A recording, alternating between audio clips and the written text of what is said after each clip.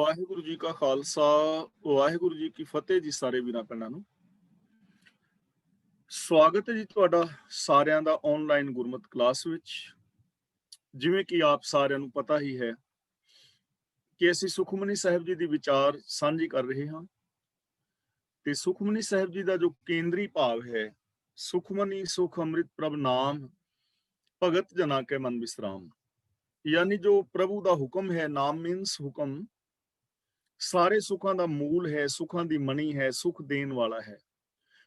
ਤੇ ਪ੍ਰਭੂ ਦੇ ਭਗਤ ਉਹ ਨੇ ਜੋ ਪ੍ਰਭੂ ਦੇ ਹੁਕਮ ਨੂੰ ਆਪਣੇ ਮਨ ਵਿੱਚ ਵਸਾਉਂਦੇ ਹਨ, ਭਾਵ ਕਿ ਹੁਕਮ ਰਜ਼ਾ ਦੇ ਅੰਦਰ ਚੱਲਦੇ ਨੇ। ਤਾਂ ਇਹਦਾ ਭਾਵ ਇਹ ਹੋਇਆ ਕਿ ਜੇ ਕੋਈ ਵੀ ਇਨਸਾਨ ਦੁਨੀਆ ਦਾ ਸੁਖ ਚਾਹੁੰਦਾ ਹੈ ਤਾਂ ਸੁਖਾਂ ਦਾ ਜੋ ਮੂਲ ਹੈ ਉਹ ਰੱਬ ਦਾ ਹੁਕਮ ਹੈ। ਉਹਨੂੰ ਰੱਬੀ ਹੁਕਮ ਦੇ ਅੰਦਰ ਜ਼ਿੰਦਗੀ ਗੁਜ਼ਾਰਨੀ ਚਾਹੀਦੀ ਹੈ ਔਰ ਰੱਬ ਦੀ ਭਗਤੀ ਵੀ ਰੱਬ ਦੇ ਹੁਕਮ ਦੇ ਵਿੱਚ ਤੁਰਨਾ ਹੀ ਹੈ। ਆਓ ਇਸ ਤੋਂ ਅਗਲੀ ਜੋ ਵਿਚਾਰ ਹੈ ਉਹ ਸਾਂਝੀ ਕਰੀਏ। ਸੋ ਅੰਤਰ ਸੋ ਬਾਹਰ ਅਨੰਤ।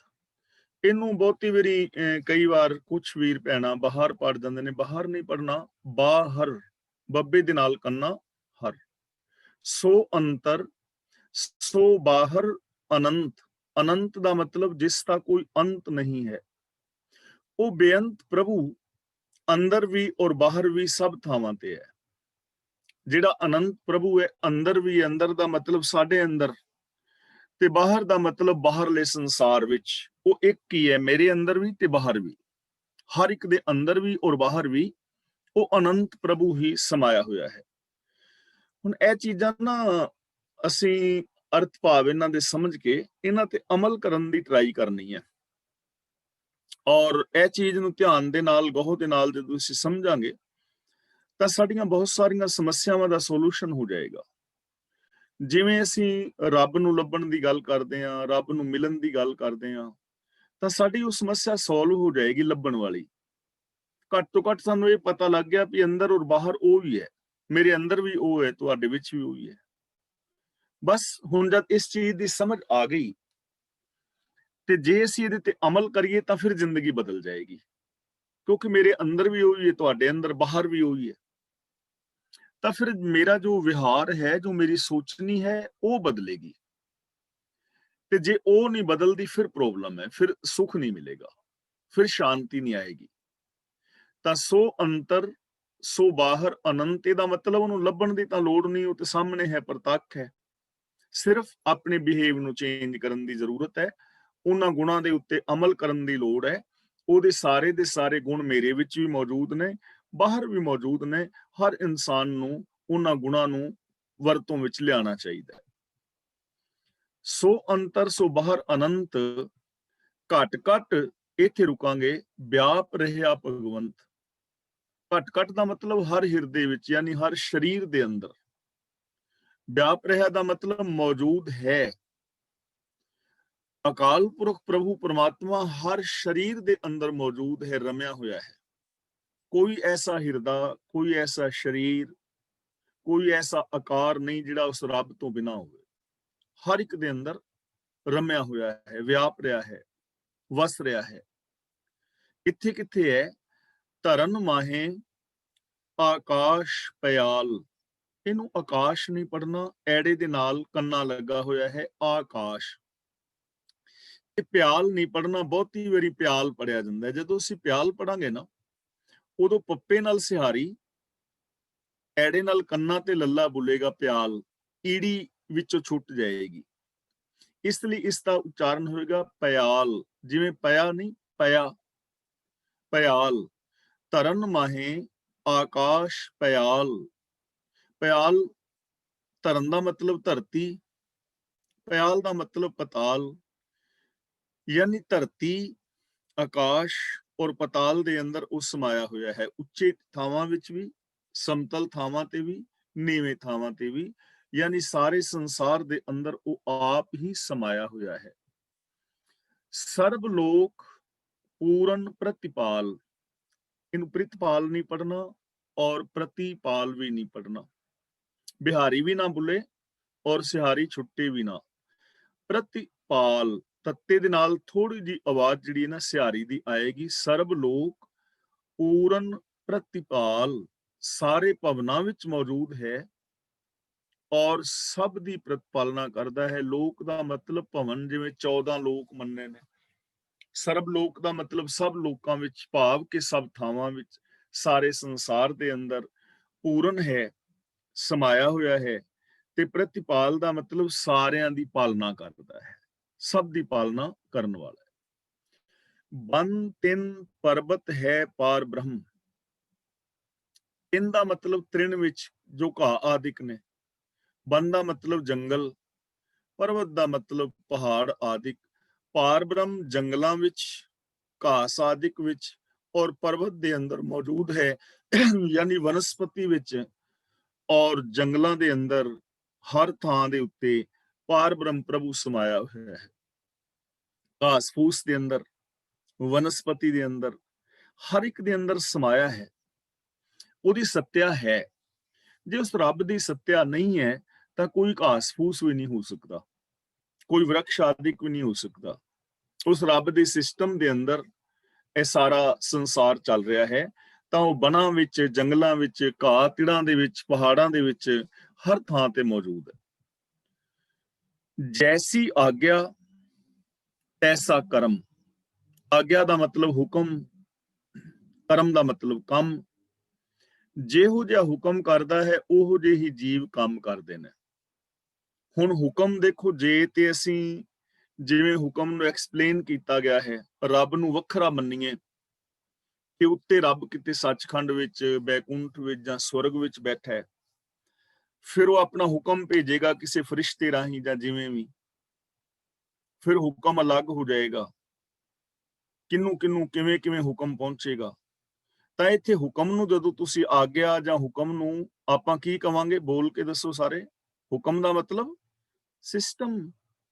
ਤਾਂ ਜੈਸਾ ਸਿਸਟਮ ਹੈ ਵੈਸਾ ਹੀ ਬੰਦਾ ਫਿਰ ਕਰਮ ਕਰੀ ਜਾਂਦਾ ਹੈ, ਯਾਨੀ ਸਿਸਟਮ ਤੋਂ ਬਾਹਰ ਕੋਈ ਕਰਮ ਨਹੀਂ ਹੋ ਸਕਦਾ। ਜੋ ਲਾ ਆਫ ਨੇਚਰ ਹੈ, ਜੋ ਹੁਕਮ ਰਜ਼ਾਈ ਚੱਲਣਾ, ਨਾਨਕ ਲਿਖਿਆ ਨਾਲ।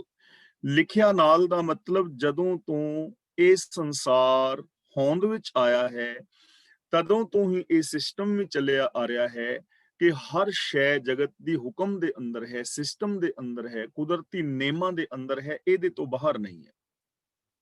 ਹੁਣ ਜਦੋਂ ਤੁਸੀਂ ਇੱਥੇ ਆਗਿਆ ਨੂੰ ਜਾਂ ਹੁਕਮ ਨੂੰ ਸਿਸਟਮ ਲੈ ਕੇ ਸਮਝਣ ਦੀ ਯਤਨ ਕਰੋਗੇ, ਕੋਸ਼ਿਸ਼ ਕਰੋਗੇ, ਤਾਂ ਬਿਲਕੁਲ ਹਰ ਚੀਜ਼ ਸਮਝ ਆ ਜਾਏਗੀ ਕਿ ਸਿਸਟਮ ਤੋਂ ਬਾਹਰ ਕੁਝ ਨਹੀਂ ਹੋ ਸਕਦਾ।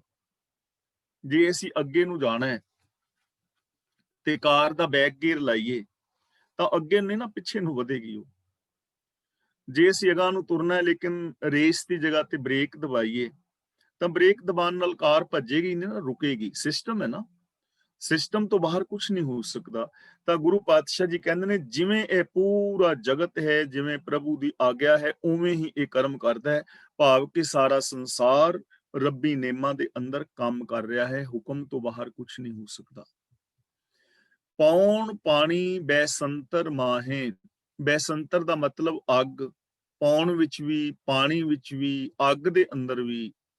ਚਾਰ ਕੁੰਟ ਦਹਿ ਦਿਸੇ ਸਮਾਹੇ।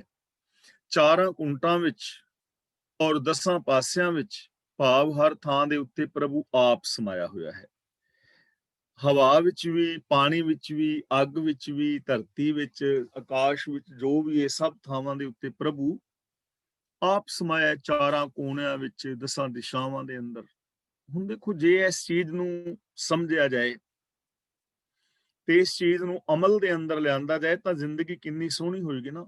ਜਦੋਂ ਸਮਝ ਆਏਗਾ ਕਿ ਪਾਣੀ ਵਿੱਚ ਰੱਬ ਹੈ, ਫਿਰ ਬੰਦਾ ਪਾਣੀ ਦਾ ਸਤਿਕਾਰ ਕਰੇਗਾ ਨਾ, ਪਾਣੀ ਦੀ ਦੁਰਵਰਤੋਂ ਨਹੀਂ ਕਰੇਗਾ।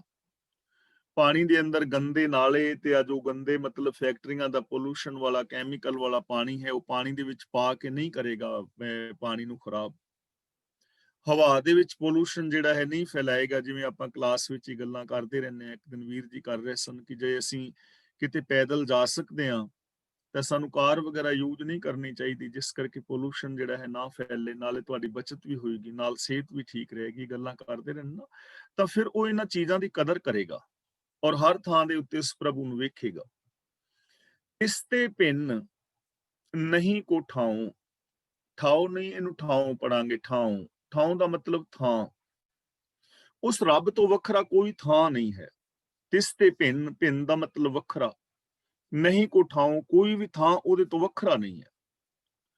ਅਸੀਂ ਕਿਸੇ ਚੀਜ਼ ਨੂੰ ਰੱਬ ਤੋਂ ਵੱਖਰੀ ਕਰਕੇ ਨਹੀਂ ਵੇਖ ਸਕਦੇ। ਦੇਖੋ ਕਿੰਨੇ ਪਿਆਰ ਦੇ ਨਾਲ ਸਮਝਾ ਰਹੇ ਨੇ ਕਿ ਉਹਦੇ ਤੋਂ ਵੱਖਰਾ ਕੋਈ ਥਾਂ ਨਹੀਂ ਹੈ। ਤੁਸੀਂ ਇਹ ਨਹੀਂ ਕਹਿ ਸਕਦੇ ਕਿ ਇਹ ਚੀਜ਼ ਅਸੀਂ ਰੱਬ ਤੋਂ ਵੱਖਰੀ ਕਰ ਲਈਏ। ਰੱਬ ਤੋਂ ਵੱਖਰੀ ਕੋਈ ਥਾਂ ਹੈ ਹੀ ਨਹੀਂ। ਯਾਨੀ ਉਹ ਦਿਸਦਾ ਜਗਤ ਇਹ ਉਸੇ ਦਾ ਹੀ ਰੂਪ ਹੈ। ਹੁਣ ਜਿਵੇਂ ਪਾਣੀ ਹੈ ਤਾਂ ਪਾਣੀ ਦਾ ਫਾਰਮੂਲਾ H2O, ਹਾਈਡਰੋਜਨ ਆਕਸੀਜਨ ਹੈ। ਭਾਵੇਂ ਉਹ ਇੱਕ ਬੂੰਦ ਪਾਣੀ ਹੈ, ਭਾਵੇਂ ਉਹ ਸਾਰਾ ਸਮੁੰਦਰ ਪਾਣੀ ਹੈ। ਤਾਂ ਰੱਬ ਤੋਂ ਬਿਨਾਂ ਕੋਈ ਥਾਂ ਨਹੀਂ ਹੈ। ਸੋਨੇ ਦੇ ਜਿਹੜੇ ਗਹਿਣੇ ਨੇ ਉਹ ਸੋਨਾ ਹੀ ਹੈ। ਤਿਸ ਤੇ ਪਿੰਨ ਨਹੀਂ ਕੋ ਠਾਉ, ਗੁਰ ਪ੍ਰਸਾਦ ਨਾਨਕ ਸੁਖ ਪਾਓ। ਇਹ ਗੁਰੂ ਦੀ ਰਹਿਮਤ ਰਾਹੀਂ ਇਸ ਨਿਸ਼ਚੇ ਦਾ ਆਨੰਦ ਮਾਣਿਆ ਜਾ ਸਕਦਾ ਹੈ। ਜੇ ਨਿਸ਼ਚਾ ਆ ਜਾਏ ਨਾ ਕਿ ਸਭ ਥਾਵਾਂ ਤੇ ਰੱਬ ਹੈ, ਦਿਸਦਾ ਜਗਤ ਰੱਬ ਹੈ, ਸੋ ਅੰਤਰ ਸੋ ਬਾਹਰ ਅਨੰਤ, ਉਹ ਪ੍ਰਭੂ ਅਨੰਤ ਜਿਹੜਾ ਹੈ ਮੇਰੇ ਵਿੱਚ ਵੀ ਹੈ, ਦੂਜਿਆਂ ਦੇ ਵਿੱਚ ਵੀ ਹੈ, ਤੁਹਾਡੇ ਵਿੱਚ ਵੀ ਉਹੀ ਹੈ, ਮੇਰੇ ਵਿੱਚ ਵੀ ਉਹੀ ਹੈ। ਜੇ ਇਹ ਨਿਸ਼ਚਾ ਆ ਜਾਏ, ਜੇ ਵਿਸ਼ਵਾਸ ਬਣ ਜਾਏ ਗੁਰੂ ਦੀ ਕਿਰਪਾ ਨਾਲ, ਸੁਖ ਪਾਓ, ਫਿਰ ਸੁਖ ਪਾਇਆ ਜਾ ਸਕਦਾ ਹੈ। ਤਾਂ ਸੁਖ ਮਿਲ ਸਕਦਾ ਹੈ, ਗੱਲਾਂ ਦੇ ਨਾਲ ਨਹੀਂ। ਗੱਲਾਂ ਤਾਂ ਮੈਂ ਵੀ ਕਰ ਰਿਹਾ, ਗੱਲਾਂ ਤੁਸੀਂ ਵੀ ਕਰਦੇ ਹੋ, ਗੱਲਾਂ ਹੋਰ ਵੀ ਲੋਕ ਕਰਦੇ ਨੇ, ਪਰ ਗੱਲਾਂ ਦੇ ਨਾਲ ਸੁਖ ਨਹੀਂ ਮਿਲਦਾ। ਜੇ ਇਹ ਨਿਸ਼ਚਾ ਬਣ ਜਾਏ ਕਿ ਸਭ ਥਾਵਾਂ ਤੇ ਰੱਬ ਹੈ, ਮੇਰੇ ਅੰਦਰ ਵੀ ਬਾਹਰ ਵੀ ਉਹਦੇ ਗੁਣ ਮੌਜੂਦ ਨੇ, ਹੁਕਮ ਦੇ ਅੰਦਰ ਸਾਰਾ ਕੁਝ ਚੱਲ ਰਿਹਾ ਹੈ, ਇਹ ਨਿਸ਼ਚਾ ਬਣ ਜਾਏ ਔਰ ਇਸ ਨਿਸ਼ਚੇ ਉੱਤੇ ਅਮਲ ਕੀਤਾ ਜਾਏ, ਇਹਨਾਂ ਚੀਜ਼ਾਂ ਨੂੰ ਇੰਪਲੀਮੈਂਟ ਕੀਤਾ ਜਾਏ, ਅਸੀਂ ਇੱਕ ਦੂਜੇ ਨਾਲ ਰੱਬ ਵਰਗਾ ਪਿਆਰ ਸਤਿਕਾਰ ਵਿਹਾਰ ਕਰਨਾ ਸ਼ੁਰੂ ਕਰੀਏ। ਪੂਰੀ ਦੁਨੀਆ ਦੇ ਮਨੁੱਖ ਮਾਤਰ ਜੋ ਸਾਡੇ ਅੰਦਰ ਸ਼ੁਭ ਗੁਣ ਨੇ, ਕੇਵਲ ਉਹਨਾਂ ਗੁਣਾਂ ਦੀ ਵਰਤੋਂ ਸ਼ੁਰੂ ਕਰੀਏ, ਗੁਣਾਂ ਬਾਰੇ ਬੋਲੀਏ, ਗੁਣਾਂ ਬਾਰੇ ਸੋਚੀਏ, ਗੁਣਾਂ ਵਾਲਾ ਵਿਹਾਰ ਕਰੀਏ, ਤਾਂ ਸੁਖ ਮਿਲ ਜਾਏਗਾ। ਵੇਦ ਪੁਰਾਨ ਸਿਮਰਿਤ ਮਹਿ ਦੇਖ, ਇਹਨੂੰ ਪੜਾਂਗੇ ਸਿਮਰਿਤ, ਮੰਮੇ ਦੇ ਨਾਲ ਲੱਗੀ ਹੋਈ ਜੋ ਸਿਹਾਰੀ ਹੈ ਰਾਰੇ ਨਾਲ ਬੋਲੇਗੀ ਸਿਮਰਿਤ, ਰਿਤ ਕਰਕੇ ਬੋਲੇਗਾ। ਸਿਮਰਿਤ ਦਾ ਮਤਲਬ ਸਿਮਰਤੀਆਂ, ਯਾਨੀ ਵੇਦ ਪੁਰਾਨ ਸਿਮਰਤੀਆਂ ਜਿਹੜੀਆਂ ਨੇ ਉਹਨਾਂ ਦੇ ਵਿੱਚ ਵੀ ਇੱਕ ਪ੍ਰਭੂ ਨੂੰ ਹੀ ਤੱਕ, ਭਾਵ ਕਿ ਜੇ ਕੋਈ ਹੋਰ ਕਰਮਕਾਂਡ ਦੀ ਗੱਲ ਕਰਦੇ ਨੇ ਤਾਂ ਉਹਨਾਂ ਨੂੰ ਨਾ ਦੇਖੋ। ਜੇ ਵੇਦ ਪੁਰਾਨ ਸਿਮਰਤੀਆਂ ਸ਼ਾਸਤਰ ਨੇ ਉਹ ਵੀ ਇੱਕ ਨੂੰ ਵੇਖਣ ਦੀ ਗੱਲ ਕਰਦੇ ਨੇ, ਇੱਕ ਨੂੰ ਵੇਖਣਾ ਚਾਹੀਦਾ, ਉਹ ਵੀ ਇੱਕ ਦੇ ਹੁਕਮ ਵਿੱਚ ਨੇ। ਵੇਦ ਪੁਰਾਨ ਸਿਮਰਿਤ ਮੈਂ ਦੇਖ, ਯਾਨੀ ਵੇਦ ਆਦਿਕ, ਉਹੀ ਵੇਦ ਆਦਿਕ ਦੇ ਵਿੱਚ ਉਹਨਾਂ ਨੂੰ ਵੇਖ, ਭਾਵ ਕਿ ਵੇਦ ਆਦਿਕ ਰਚਨ ਵਾਲੇ ਪੜਨ ਵਾਲੇ ਵੀ ਉਸ ਪ੍ਰਭੂ ਦੀ ਰਜ਼ਾ ਹੁਕਮ ਦੇ ਵਿੱਚ ਨੇ। ਵੇਦ ਸ਼ਾਸਤਰ ਰਚਨ ਵਾਲਿਆਂ ਦੇ ਵਿੱਚ ਵੀ ਰੱਬ ਮੌਜੂਦ ਹੈ, ਪਰ ਇਹ ਗੱਲ ਵੱਖਰੀ ਹੈ ਕਿ ਕੋਈ ਉਸ ਰੱਬੀ ਗੁਣਾਂ ਨੂੰ ਯੂਜ਼ ਕਰਦਾ ਹੈ ਜਾਂ ਨਹੀਂ ਕਰਦਾ। ਇੱਕ ਚੋਰ ਦੇ ਵਿੱਚ ਵੀ ਰੱਬ ਤੇ ਹੈ, ਪਰ ਇਹ ਗੱਲ ਵੱਖਰੀ ਹੈ ਕਿ ਉਹ ਅੰਦਰ ਦੇ ਗੁਣਾਂ ਨੂੰ ਯੂਜ਼ ਨਹੀਂ ਕਰ ਰਿਹਾ। ਇੱਕ ਖਰਵਾ ਬੋਲਣ ਵਾਲੇ ਦੇ ਵਿੱਚ ਵੀ ਰੱਬ ਦੀ ਸੱਤਿਆ ਤੇ ਹੈ, ਉਹਦੇ ਅੰਦਰ ਪਿਆਰ ਮੁਹੱਬਤ ਤਾਂ ਹੈ, ਪਰ ਇਹ ਗੱਲ ਵੱਖਰੀ ਹੈ ਕਿ ਉਹਨਾਂ ਗੁਣਾਂ ਨੂੰ ਉਹ ਯੂਜ਼ ਨਹੀਂ ਕਰ ਰਿਹਾ, ਉਹਦਾ ਆਨੰਦ ਨਹੀਂ ਮਾਣ ਪਾ ਰਿਹਾ। ਸਸੀਅਰ ਸੂਰ ਨਖੇਤਰ ਮਹਿ ਏਕ, ਐ ਖੱਖੇ ਦੇ ਪੈਰ ਥੱਲੇ ਅੱਧਾ ਯਈਆ ਹੈ, ਨਖੇਤਰ ਤੇ ਨਖੇਤਰ ਨਹੀਂ ਬੋਲਾਂਗੇ। ਤਰ ਜਦੋਂ ਬੋਲਾਂਗੇ ਤਾਂ ਇਹ ਰਾਰਾ ਜਿਹੜਾ ਹੈ ਪੂਰਾ ਬੋਲ ਜਾਏਗਾ। ਨਖੇਤਰ ਰਾਰਾ ਪੂਰਾ ਬੋਲ ਰਿਹਾ ਹੈ, ਅੱਧਾ ਰਾਰਾ ਬੋਲਣਾ ਹੈ। ਸਸੀਅਰ ਸੂਰ ਨਖੇਤਰ, ਤ੍ਰ ਕਰਕੇ ਨਖੇਤਰ ਮਹਿ ਏਕ, ਸਸੀਅਰ ਸੂਰ ਨਖੇਤਰ ਮਹਿ ਏਕ। ਚੰਨ ਸੂਰਜ ਔਰ ਤਾਰੇ, ਨਖੇਤਰ ਦਾ ਮਤਲਬ ਇੱਥੇ ਹੈ ਤਾਰੇ, ਸੂਰ ਦਾ ਮਤਲਬ ਸੂਰਜ, ਸਸੀਅਰ ਦਾ ਮਤਲਬ ਚੰਦਰਮਾ, ਨਖੇਤਰ ਦਾ ਮਤਲਬ ਤਾਰੇ। ਚੰਦਰਮਾ ਸੂਰਜ ਤਾਰਿਆਂ ਵਿੱਚ ਇੱਕੋ ਹੀ ਹੈ, ਉਹ ਇੱਕ ਹੀ ਸਮਾਇਆ ਹੈ, ਉਸ ਇੱਕ ਦੀ ਸੱਤਿਆ ਕਰਕੇ ਹੀ ਨੇ, ਇੱਕ ਦੇ ਹੁਕਮ ਦੇ ਵਿੱਚ ਇਹ ਸਾਰੇ ਨੇ, ਉਸ ਇੱਕ ਤੋਂ ਬਾਹਰ ਨਹੀਂ ਹਨ, ਉਸ ਇੱਕ ਦਾ ਹੀ ਇਹ ਅੰਗ ਨੇ, ਉਹਦਾ ਹੀ ਇਹ ਵਿਸਥਾਰ ਨੇ। ਬਾਣੀ ਪ੍ਰਭ ਕੀ ਸਭ ਕੋ ਬੋਲੇ, ਬੋਲੇ ਨਹੀਂ ਪੜਨਾ, ਬੋਲੇ ਲੱਲੇ ਨਾਲ ਦੁਲਾਵਾਂ ਨੇ। ਬਾਣੀ ਪ੍ਰਭ ਕੀ ਸਭ ਕੋ ਬੋਲੇ, ਹਰੇਕ ਜੀਵ ਅਕਾਲ ਪੁਰਖ ਦੀ ਹੀ ਬੋਲੀ ਬੋਲਦਾ ਹੈ। ਹੁਣ ਜੋ ਅਸੀਂ ਬੋਲੀ ਬੋਲ ਰਹੇ ਹਾਂ ਇਹ ਰੱਬ ਦੀ ਬਾਣੀ ਬੋਲ ਰਹੇ ਹਾਂ, ਭਾਵ ਰੱਬ ਦੀ ਸੱਤਿਆ ਕਰਕੇ ਬੋਲ ਰਹੇ ਹਾਂ। ਔਰ ਯਾਦ ਰੱਖਣਾ ਉਹੀ ਅੰਦਰ ਬੋਲ ਰਿਹਾ ਹੈ। ਜੇ ਮੇਰੇ ਅੰਦਰ ਉਹ ਨਹੀਂ ਤਾਂ ਮੈਂ ਬੋਲ ਨਹੀਂ ਪਾਵਾਂਗਾ। ਜੇ ਤੁਹਾਡੇ ਅੰਦਰ ਉਹ ਨਹੀਂ ਤਾਂ ਸੁਣ ਨਹੀਂ ਪਾਓਗੇ। ਉਹਦੀ ਇੱਕ ਸੱਤਿਆ ਹੈ ਨਾ, ਉਹਦੀ ਇੱਕ ਸਿਸਟਮ ਹੈ ਨਾ, ਤੇ ਉਹ ਸਿਸਟਮ ਕਰਕੇ ਉਹਦੀ ਆਗਿਆ ਵਿੱਚ ਹੀ ਇਹ ਜਿਹੜੀ ਬੋਲੀ ਹੈ ਉਹ ਬੋਲੀ ਜਾ ਰਹੀ ਹੈ। ਬਾਣੀ ਪ੍ਰਭ ਕੀ ਸਭ ਕੋ ਬੋਲੇ, ਸਭ ਜੀਵ ਉਸ ਪ੍ਰਭੂ ਦੀ ਬਾਣੀ ਬੋਲਦੇ ਨੇ, ਭਾਵ ਉਹਦੇ ਹੁਕਮ ਦੇ ਵਿੱਚ ਨੇ, ਉਹਦੇ ਹੁਕਮ ਤੋਂ ਬਾਹਰ ਨਹੀਂ ਹਨ। ਆਪ ਅਡੋਲ ਨਾ ਕਬਹੂ ਡੋਲੇ, ਸਾਰਿਆਂ ਦੇ ਵਿੱਚ ਹੁੰਦਾ ਹੋਇਆ ਵੀ ਉਹ ਆਪ ਅਡੋਲ ਹੈ, ਕਦੇ ਉਹ ਡੋਲਦਾ ਨਹੀਂ ਹੈ। ਭਾਵ ਕਿ ਰੱਬ ਦੇ ਜੋ ਨਿਯਮ ਨੇ ਉਹ ਬਿਲਕੁਲ ਸਥਿਰ ਨੇ, ਉਹ ਡੋਲਦਾ ਨਹੀਂ ਹੈ।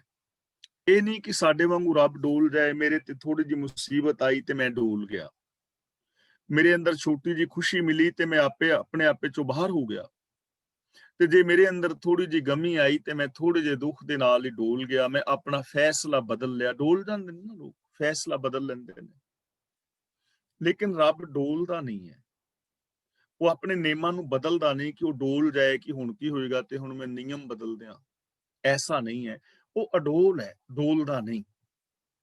ਤੇ ਜੇ ਉਸ ਅਡੋਲ ਦੇ ਨਾਲ ਜੁੜ ਜਾਏ ਨਾ ਬੰਦਾ, ਫਿਰ ਬੰਦਾ ਵੀ ਅਡੋਲ ਹੋ ਜਾਏਗਾ, ਫਿਰ ਸੱਚ ਦੇ ਨਾਲ ਜੁੜਿਆ ਰਹੇਗਾ। ਅਸੀਂ ਆਪਣੀਆਂ ਨਿੱਕੀਆਂ ਨਿੱਕੀਆਂ ਗੱਲਾਂ ਤੋਂ ਫੈਸਲੇ ਬਦਲ ਲੈਂਦੇ ਆ ਨਾ, ਪਰ ਜਿਹੜੇ ਉਸ ਅਡੋਲ ਦੇ ਨਾਲ ਜੁੜ ਜਾਂਦੇ ਨੇ, ਭਾਈ ਮਤੀ ਦਾਸ, ਭਾਈ ਸਤੀ ਦਾਸ, ਭਾਈ ਦਿਆਲਾ ਜੀ, ਕਿੰਨੇ ਵੱਡੇ ਵੱਡੇ ਕਸ਼ਟ ਦਿੱਤੇ ਨੇ, ਲੇਕਿਨ ਅਡੋਲ ਰਹੇ, ਉਹਨਾਂ ਨੇ ਆਪਣਾ ਫੈਸਲਾ ਬਦਲਿਆ ਨਹੀਂ ਨਾ, ਸੱਚ ਦੇ ਨਾਲੋਂ ਟੁੱਟੇ ਨਹੀਂ, ਦੂਰ ਨਹੀਂ ਹੋਏ। ਕਿੰਨੀਆਂ ਸਾਰੀਆਂ ਨੌਜਵਾਨ ਧੀਆਂ ਭੈਣਾਂ, ਬਜ਼ੁਰਗ ਮਾਤਾਵਾਂ ਮੀਰ ਮੰਨੂ ਦੇ ਜੇਲ੍ਹ ਵਿੱਚ, ਜਿਨ੍ਹਾਂ ਨੂੰ ਚੱਕੀਆਂ ਪੀਣੀਆਂ ਪੈ ਰਹੀਆਂ ਨੇ, ਗਰਮੀ ਦੇ ਦਿਨਾਂ ਵਿੱਚ ਭੁੱਖਿਆਂ ਪਿਆਸਿਆਂ ਰਹਿ ਕੇ ਤਸੀਹੇ ਦਿੱਤੇ ਜਾ ਰਹੇ ਨੇ। ਮਾਸੂਮ ਬੱਚਿਆਂ ਨੂੰ ਨੇਜਿਆਂ ਵਿੱਚ ਪਰੋ ਕੇ ਮਾਵਾਂ ਦੇ ਝੋਲੀਆਂ ਵਿੱਚ ਰੱਖਿਆ ਹੈ। ਮਾਸੂਮ ਬੱਚਿਆਂ ਦੇ ਟੁਕੜੇ ਟੁਕੜੇ ਕਰਕੇ ਗਲਿਆਂ ਦੇ ਅੰਦਰ ਹਾਰ ਬਣਾ ਦਿੱਤੇ ਨੇ, ਪਾ ਦਿੱਤੇ ਨੇ, ਲੇਕਿਨ ਅਡੋਲ ਨੇ, ਉਹਨਾਂ ਨੇ ਆਪਣਾ ਫੈਸਲਾ ਬਦਲਿਆ ਨਹੀਂ, ਸੱਚ ਤੋਂ ਟੁੱਟੀਆਂ ਨਹੀਂ। ਕਿੰਨੇ ਸਾਰੇ ਸਿੱਖ ਨੇ ਚਰਖੜੀਆਂ ਤੇ ਚੜਾ ਕੇ ਤੂੰਬੇ ਤੂੰਬੇ ਕਰ ਦਿੱਤੇ, ਬੰਦ ਬੰਦ ਕੱਟ ਦਿੱਤੇ, ਲੇਕਿਨ ਅਡੋਲ ਨੇ, ਕਿਉਂਕਿ ਅਡੋਲ ਦੇ ਨਾਲ ਜੁੜ ਗਏ ਨੇ, ਉਹਨਾਂ ਨੂੰ ਸਮਝ ਆ ਗਈ ਹੈ, ਉਹਨਾਂ ਨੇ ਇਸ ਚੀਜ਼ ਦੇ ਉੱਤੇ ਅਮਲ ਕੀਤਾ ਹੈ। ਤਾਂ ਰੱਬ ਅਡੋਲ ਹੈ, ਰੱਬ ਕਦੇ ਡੋਲਦਾ ਨਹੀਂ। ਸਰਬ ਕਲਾ ਕਰ ਖੇਲੇ ਖੇਲ, ਇੱਥੇ ਵਿਸ਼ਰਾਮ ਕਰ ਤੇ ਲਗਾਵਾਂਗੇ। ਸਰਬ ਕਲਾ ਕਰ ਖੇਲੇ ਖੇਲ, ਇਹਨੂੰ ਖੇਲੇ ਨਹੀਂ ਪੜਨਾ, ਖੇਲੇ। ਕਲਾ ਦਾ ਮਤਲਬ ਤਾਕਤਾਂ, ਕਰ ਦਾ ਮਤਲਬ ਕਰਕੇ, ਸ਼ਕਤੀ ਵਰਤਾ ਕੇ, ਸਾਰੀਆਂ ਤਾਕਤਾਂ ਰਚ ਕੇ ਜਗਤ ਦੀਆਂ ਖੇਡਾਂ ਖੇਡ ਰਿਹਾ ਹੈ। ਖੇਲੇ ਖੇਲ ਦਾ ਮਤਲਬ ਆਪ ਹੀ ਖੇਲ ਰਿਹਾ ਹੈ, ਆਪ ਖੇਲ ਰਿਹਾ ਹੈ। ਜਿਵੇਂ ਇੱਕ ਬਾਜੀਗਰ ਬਾਜੀ ਪਾਉਂਦਾ ਹੈ ਤੇ ਉਹ ਸਾਰੇ ਤਮਾਸ਼ੇ ਆਪ ਹੀ ਕਰਦਾ ਹੈ, ਕਦੇ ਉਹ ਚੋਰ, ਕਦੇ ਡਾਕੂ, ਕਦੇ ਲੁਟੇਰਾ ਬਣਦਾ ਹੈ। ਤਾਂ ਸਾਰੀਆਂ ਜਿਹੜੀਆਂ ਤਾਕਤਾਂ ਰਚ ਕੇ ਸਾਰਾ ਖੇਲ ਆਪ ਖੇਲ ਰਿਹਾ ਹੈ। ਇਸ ਖੇਲ ਦੇ ਵਿੱਚ ਕੋਈ ਹੋਰ ਨਹੀਂ ਹੈ, ਉਹ ਪ੍ਰਭੂ ਆਪ ਹੀ ਆਪਣਾ ਖੇਲ ਖੇਲ ਰਿਹਾ ਹੈ, ਆਪਣੇ ਕੌਤਕ ਰਚ ਰਿਹਾ ਹੈ। ਸਾਰੇ ਖੇਲ ਦੇ ਅੰਦਰ ਉਹ ਆਪ ਸਮਾਇਆ ਹੋਇਆ ਹੈ। ਮੋਲ ਨਾ ਪਾਈਐ ਗੁਣ ਹੈ ਅਮੋਲ, ਅਮੋਲ ਗੁਣਾ ਵਾਲਾ ਹੈ, ਉਹਦਾ ਮੁੱਲ ਨਹੀਂ ਪਾਇਆ ਜਾਂਦਾ। ਪਰ ਕਿਸੇ ਤੋਂ ਮੁੱਲ ਨਹੀਂ ਮਿਲਦਾ, ਕਿਉਂਕਿ ਉਹ ਅਮੁੱਲਕ ਗੁਣਾ ਵਾਲਾ ਹੈ। ਮੋਲ ਨਾ ਪਾਈਐ, ਉਹਦਾ ਇੱਕ ਤੇ ਪਹਿਲੀ ਗੱਲ ਮੁੱਲ ਨਹੀਂ ਪਾਇਆ ਜਾ ਸਕਦਾ। ਹੁਣ ਜਿਹੜੀ ਚੀਜ਼ ਦਾ ਮੁੱਲ ਪਾਇਆ ਜਾ ਸਕੇ, ਉਹਨੂੰ ਅਸੀਂ ਖਰੀਦ ਵੀ ਸਕਦੇ ਹਾਂ। ਮੰਨ ਲਓ ਕੋਈ ਮਕਾਨ ਹੈ ਤੇ ਕੋਈ ਮਕਾਨ ਥੋੜਾ ਮਹਿੰਗਾ ਹੈ, ਪਰ ਉਹਦਾ ਮੁੱਲ ਹੈ, ਮੰਨ ਲਓ ਕਿਸੇ ਮਕਾਨ ਦਾ ਮੁੱਲ 10 ਲੱਖ ਪਾਉਂਡ ਹੈ, 20 ਲੱਖ ਪਾਉਂਡ ਹੈ, ਮੁੱਲ ਪੈ ਗਿਆ ਨਾ ਕਿ ਇਹਦੀ ਇੰਨੀ ਕੀਮਤ ਹੈ, ਤਾਂ ਹੁਣ ਉਹਨੂੰ 20 ਲੱਖ ਪਾਉਂਡ ਵਿੱਚ ਖਰੀਦਿਆ ਜਾ ਸਕਦਾ ਹੈ। ਗੱਲ ਵੱਖਰੀ ਹੈ ਕਿ ਸਾਡੇ ਵਿੱਚ ਸਮਰੱਥਾ ਨਹੀਂ, ਜਿਹਦੇ ਕੋਲ ਸਮਰੱਥਾ ਹੈ ਉਹ ਖਰੀਦ ਲਵੇਗਾ, ਜਿਹਦੇ ਕੋਲ ਸਮਰੱਥਾ ਹੋਏਗੀ 20 ਲੱਖ ਦੇ ਕੇ ਉਹ ਖਰੀਦ ਸਕਦਾ ਹੈ। ਜੇ ਰੱਬ ਦਾ ਮੁੱਲ ਪਾ ਲਿਆ ਜਾਏ ਕਿ ਐਨੇ ਮੁੱਲ ਤੋਂ ਮਿਲਦਾ ਹੈ, ਤੇ ਫਿਰ ਸਾਡੇ ਕੋਲ ਸਮਰੱਥਾ ਨਹੀਂ ਹੈ, ਜਿਹਦੇ ਕੋਲ ਸਮਰੱਥਾ ਹੋਏਗੀ ਰੱਬ ਨੂੰ ਖਰੀਦ ਲਏਗਾ ਨਾ। ਪਰ ਉਹਦਾ ਕੋਈ ਮੁੱਲ ਨਹੀਂ ਹੈ, ਉਹਨੂੰ ਕਿਸੇ ਮੁੱਲ ਨਾਲ ਨਹੀਂ ਖਰੀਦਿਆ ਜਾ ਸਕਦਾ। ਕਿ ਜੇ ਉਹਨੂੰ ਕੋਈ ਮੁੱਲ ਕਵੇ ਕਿ ਮੈਂ ਇੰਨੀ ਕੁ ਭੇਟਾ ਦੇ ਦਿਆਂਗਾ ਕਿਸੇ ਗੁਰਦੁਆਰੇ, ਮੰਦਿਰ, ਮਸੀਤ ਵਿੱਚ ਜਾਂ ਜਿੱਥੇ ਵੀ, ਤੇ ਮੈਂ ਰੱਬ ਨੂੰ ਪਾ ਲਵਾਂ ਪੈਸੇ ਨਾਲ, ਐਵੇਂ ਨਹੀਂ। ਜੇ ਕੋਈ ਕਵੇ ਕਿ ਮੈਂ ਰੱਬ ਨੂੰ ਪਕੌੜੇ ਸ਼ਕੌੜੇ ਖਵਾ ਕੇ ਪਾ ਲਵਾਂ, ਤੇ ਦੂਜਾ ਕਹੇ ਤੂੰ ਪਕੌੜੇ ਤੇ ਮੈਂ ਬਰਗਰ ਲੈ ਆਵਾਂਗਾ, ਤੀਜਾ ਕਹੇ ਮੈਂ ਪੀਜ਼ਾ ਲੈ ਆਵਾਂਗਾ, ਐਵੇਂ ਨਹੀਂ ਪਾਇਆ ਜਾਂਦਾ। ਮਤਲਬ ਮੁੱਲ ਤੋਂ ਰਹਿਤ ਹੈ, ਅਮੁੱਲ ਹੈ। ਗੁਣ ਹੈ ਅਮੋਲ, ਉਹਦੇ ਗੁਣ ਅਮੁੱਲਕ ਨੇ। ਔਰ ਇਹ ਗੱਲ ਸਮਝਣ ਵਾਲੀ ਹੈ, ਅਮੁੱਲਕ ਨੇ ਗੁਣ, ਗੁਣਾਂ ਨੂੰ ਕਿਸੇ ਮੁੱਲ ਨਾਲ ਨਹੀਂ ਪਾਇਆ ਜਾ ਸਕਦਾ, ਫ੍ਰੀ ਦੇ ਅੰਦਰ ਨੇ, ਔਰ ਉਹ ਸਾਡੇ ਸਾਰਿਆਂ ਦੇ ਵਿੱਚ ਨੇ। ਦੇਖੋ 6 ਜਿਹੜੀਆਂ ਅਸੀਂ ਗੱਲਾਂ ਰੋਜ਼ ਗਿਣ ਰਹੇ ਹਾਂ, ਅਸੀਂ ਉਹਨਾਂ ਨੂੰ ਫ੍ਰੀ ਵਿੱਚ ਪਾ ਸਕਦੇ ਹਾਂ ਨਾ। ਫ੍ਰੀ ਦੇ ਅੰਦਰ ਅਸੀਂ ਇੱਕ ਦੂਜੇ ਦੇ ਵਿੱਚ ਰੱਬ ਦੀ ਜੋਤ ਵੇਖੀਏ, ਫ੍ਰੀ ਦੇ ਅੰਦਰ ਅਸੀਂ ਸੱਚ ਬੋਲੀਏ, ਫ੍ਰੀ ਦੇ ਅੰਦਰ ਅਸੀਂ ਸੱਚ ਸੁਣੀਏ, ਫ੍ਰੀ ਦੇ ਅੰਦਰ ਅਸੀਂ 10 ਨਵਾਂ ਦੀ ਇਮਾਨਦਾਰੀ ਦੀ ਕਿਰਤ ਕਰੀਏ, ਆਪਣੇ ਫਰਜ਼ ਨਿਭਾਈਏ, ਫ੍ਰੀ ਦੇ ਅੰਦਰ ਅਸੀਂ ਸਹੀ ਰਾਹਾਂ ਤੇ ਤੁਰੀਏ, ਔਰ ਫ੍ਰੀ ਦੇ ਅੰਦਰ ਅਸੀਂ ਸੱਚ ਬਾਰੇ ਸੋਚੀਏ, ਤਾਂ ਅਸੀਂ ਰੱਬ ਵਰਗੇ ਹੋ ਜਾਵਾਂਗੇ ਨਾ। ਲੇਕਿਨ ਇੰਨੇ ਅਮੁੱਲਕ ਹੋ ਜਾਵਾਂਗੇ ਕਿ ਤੁਹਾਨੂੰ ਕੋਈ ਖਰੀਦ ਨਹੀਂ ਪਾਏਗਾ, ਤੁਹਾਡੀ ਕੋਈ ਬਰਾਬਰੀ ਨਹੀਂ ਕਰ ਪਾਏਗਾ, ਤੇ ਸਾਰਾ ਕੁਝ ਫ੍ਰੀ ਵਿੱਚ ਹੈ। ਲੇਕਿਨ ਫਿਰ ਵੀ ਬੰਦਾ ਇਹਨਾਂ ਨੂੰ ਵਰਤ ਨਹੀਂ ਰਿਹਾ। ਤਾਂ ਮੋਲ ਨਾ ਪਾਈਏ ਗੁਣ ਹੈ ਅਮੋਲ, ਉਹ ਰੱਬ ਦਾ ਮੁੱਲ ਨਹੀਂ ਪਾਇਆ ਜਾ ਸਕਦਾ, ਉਹਦੇ ਗੁਣ ਅਮੁੱਲਕ ਨੇ, ਕਿਸੇ ਮੁੱਲ ਦੇ ਨਾਲ ਨਹੀਂ ਪਾਏ ਜਾ ਸਕਦੇ। ਕਿਉਂਕਿ ਜੇ ਮੁੱਲ ਨਾਲ ਪਾਏ ਜਾ ਸਕਦੇ ਹੁੰਦੇ ਨਾ, ਫਿਰ ਰੱਬ ਨੇ ਸਰਬ ਸਾਂਝਾ ਨਹੀਂ ਸੀ ਰਹਿਣਾ। ਕਿਉਂਕਿ ਗਰੀਬ ਬੰਦਾ ਤਾਂ ਆਪਣੀ ਰੋਟੀ ਨਹੀਂ ਵਿਚਾਰਾ ਖਰੀਦ ਸਕਦਾ, ਤੇ ਉਹ ਰੱਬ ਦੇ ਗੁਣਾਂ ਨੂੰ ਕਿਵੇਂ ਖਰੀਦਦਾ। ਇਸ ਲਈ ਉਹ ਸਰਬ ਸਾਂਝਾ ਹੈ ਨਾ, ਤਾਂ ਉਹਦੀ ਕੀਮਤ ਨਹੀਂ ਹੈ ਕਿਸੇ ਵਾਸਤੇ ਵੀ, ਜਿਹੜਾ ਮਰਜ਼ੀ ਉਹਦੇ ਗੁਣਾਂ ਨੂੰ ਅਪਣਾ ਕੇ ਅਮੁੱਲਕ ਹੋ ਸਕਦਾ ਹੈ। ਸਰਬ ਜੋਤ ਮਹਿ ਜਾ ਕੀ ਜੋਤ, ਜਿਸ ਪ੍ਰਭੂ ਦੀ ਜੋਤ ਸਾਰੀਆਂ ਜੋਤੀਆਂ ਦੇ ਵਿੱਚ ਜਗ ਰਹੀ ਹੈ। ਹੁਣ ਇੱਥੇ ਜੋਤ ਦਾ ਮਤਲਬ ਜੀਵਨ ਸੱਤਿਆ, ਹਰ ਜੀਵ ਧਾਰੀ ਦੇ ਅੰਦਰ ਉਸ ਪ੍ਰਭੂ ਦੀ ਜੀਵਨ ਸੱਤਿਆ ਹੈ। ਜੀਵਨ ਸੱਤਿਆ ਇੱਕੋ ਹੀ ਹੈ, ਸਾਰਿਆਂ ਦੇ ਵਿੱਚ ਹੈ, ਮੇਰੇ ਵਿੱਚ ਵੀ ਹੈ, ਤੁਹਾਡੇ ਵਿੱਚ ਵੀ ਹੈ। ਇਹ ਗੱਲਾਂ ਅਸੀਂ ਪਹਿਲਾਂ ਕਈ ਵਾਰ ਐਕਸਪਲੇਨ ਕਰ ਚੁੱਕੇ ਹਾਂ ਕਿ ਇੱਕੋ ਹੀ ਸਿਸਟਮ ਹੈ ਜਿਸ ਰਾਹੀਂ ਅਸੀਂ ਜਨਮ ਲੈ ਰਹੇ ਹਾਂ, ਇੱਕੋ ਹੀ ਸਿਸਟਮ ਹੈ ਜਿਹਦੇ ਅੰਦਰ ਸਾਡੀ ਪਾਲਣਾ ਹੋ ਰਹੀ ਹੈ, ਉਸੇ ਸਿਸਟਮ ਦੇ ਅੰਦਰ ਹੀ ਸਾਡੀ ਮੌਤ ਹੋ ਜਾਣੀ ਹੈ। ਪੂਰੀ ਦੁਨੀਆ ਵਾਸਤੇ ਇੱਕੋ ਹੀ ਹੈ ਨਾ, ਸਾਰਿਆਂ ਦੇ ਅੰਦਰ ਉਹਦੀ ਸੱਤਿਆ ਹੈ, ਹਰ ਇਨਸਾਨ ਦੇ ਅੰਦਰ ਉਹਦੀ ਜੋਤ ਹੈ, ਹਰ ਇੱਕ ਦੇ ਅੰਦਰ ਉਹਦੀ ਸੱਤਿਆ ਹੈ। ਦੇਖੋ ਜੇ ਇਹ ਚੀਜ਼ ਸਮਝ ਲਈ ਜਾਏ ਨਾ, ਬੰਦਾ ਸਮਝ ਲਵੇ ਆਪ ਕਿ ਮੇਰੇ ਅੰਦਰ ਰੱਬ ਦੀ ਸੱਤਿਆ ਹੈ, ਤੇ ਬੰਦਾ ਇਸ ਚੀਜ਼ ਨੂੰ ਲੈ ਕੇ ਆਪਣੀ ਜ਼ਿੰਦਗੀ ਜੀਵੇ, ਤਾਂ ਉਹ ਕਿੰਨੀ ਮਹਾਨ ਜ਼ਿੰਦਗੀ ਜੀਵੇਗਾ ਕਿ ਮੇਰੇ ਅੰਦਰ ਰੱਬ ਦੀ ਸੱਤਿਆ ਹੈ, ਮੇਰੇ ਅੰਦਰ ਰੱਬ ਦੇ ਗੁਣ ਨੇ, ਉਹਨਾਂ ਗੁਣਾਂ ਦਾ ਉਹ ਧਾਰਨੀ ਹੋਵੇ, ਉਹਨਾਂ ਗੁਣਾਂ ਨੂੰ ਉਹ ਆਪਣੇ ਜੀਵਨ ਦੇ ਵਿੱਚ ਵਰਤੇ, ਕਿੰਨਾ ਮਹਾਨ ਹੋ ਜਾਏਗਾ। ਤੇ ਜੇ ਦੂਜਿਆਂ ਦੇ ਅੰਦਰ ਉਹਦੀ ਸੱਤਿਆ ਨੂੰ ਵੇਖੇ, ਤਾਂ ਦੂਜਿਆਂ ਦਾ ਕਿੰਨਾ ਮਾਣ ਆਦਰ ਔਰ ਸਤਿਕਾਰ ਕਰੇਗਾ, ਜ਼ਿੰਦਗੀ ਬਦਲ ਜਾਏਗੀ ਨਾ। ਧਾਰ ਰਹਿਓ ਸੁਆਮੀ ਓਤ ਪੋਤ, ਸੁਆਮੀ ਤੇ ਵਿਸਰਾਮ ਲਗਾਵਾਂਗੇ। ਧਾਰ ਰਹਿਓ ਸੁਆਮੀ ਓਤ ਪੋਤ, ਓਤ ਪੋਤ ਦਾ ਮਤਲਬ ਤਾਣਾ ਪੇਟਾ, ਧਾਰ ਰਹਿਓ ਦਾ ਮਤਲਬ ਆਸਰਾ ਦੇ ਰਿਹਾ ਹੈ।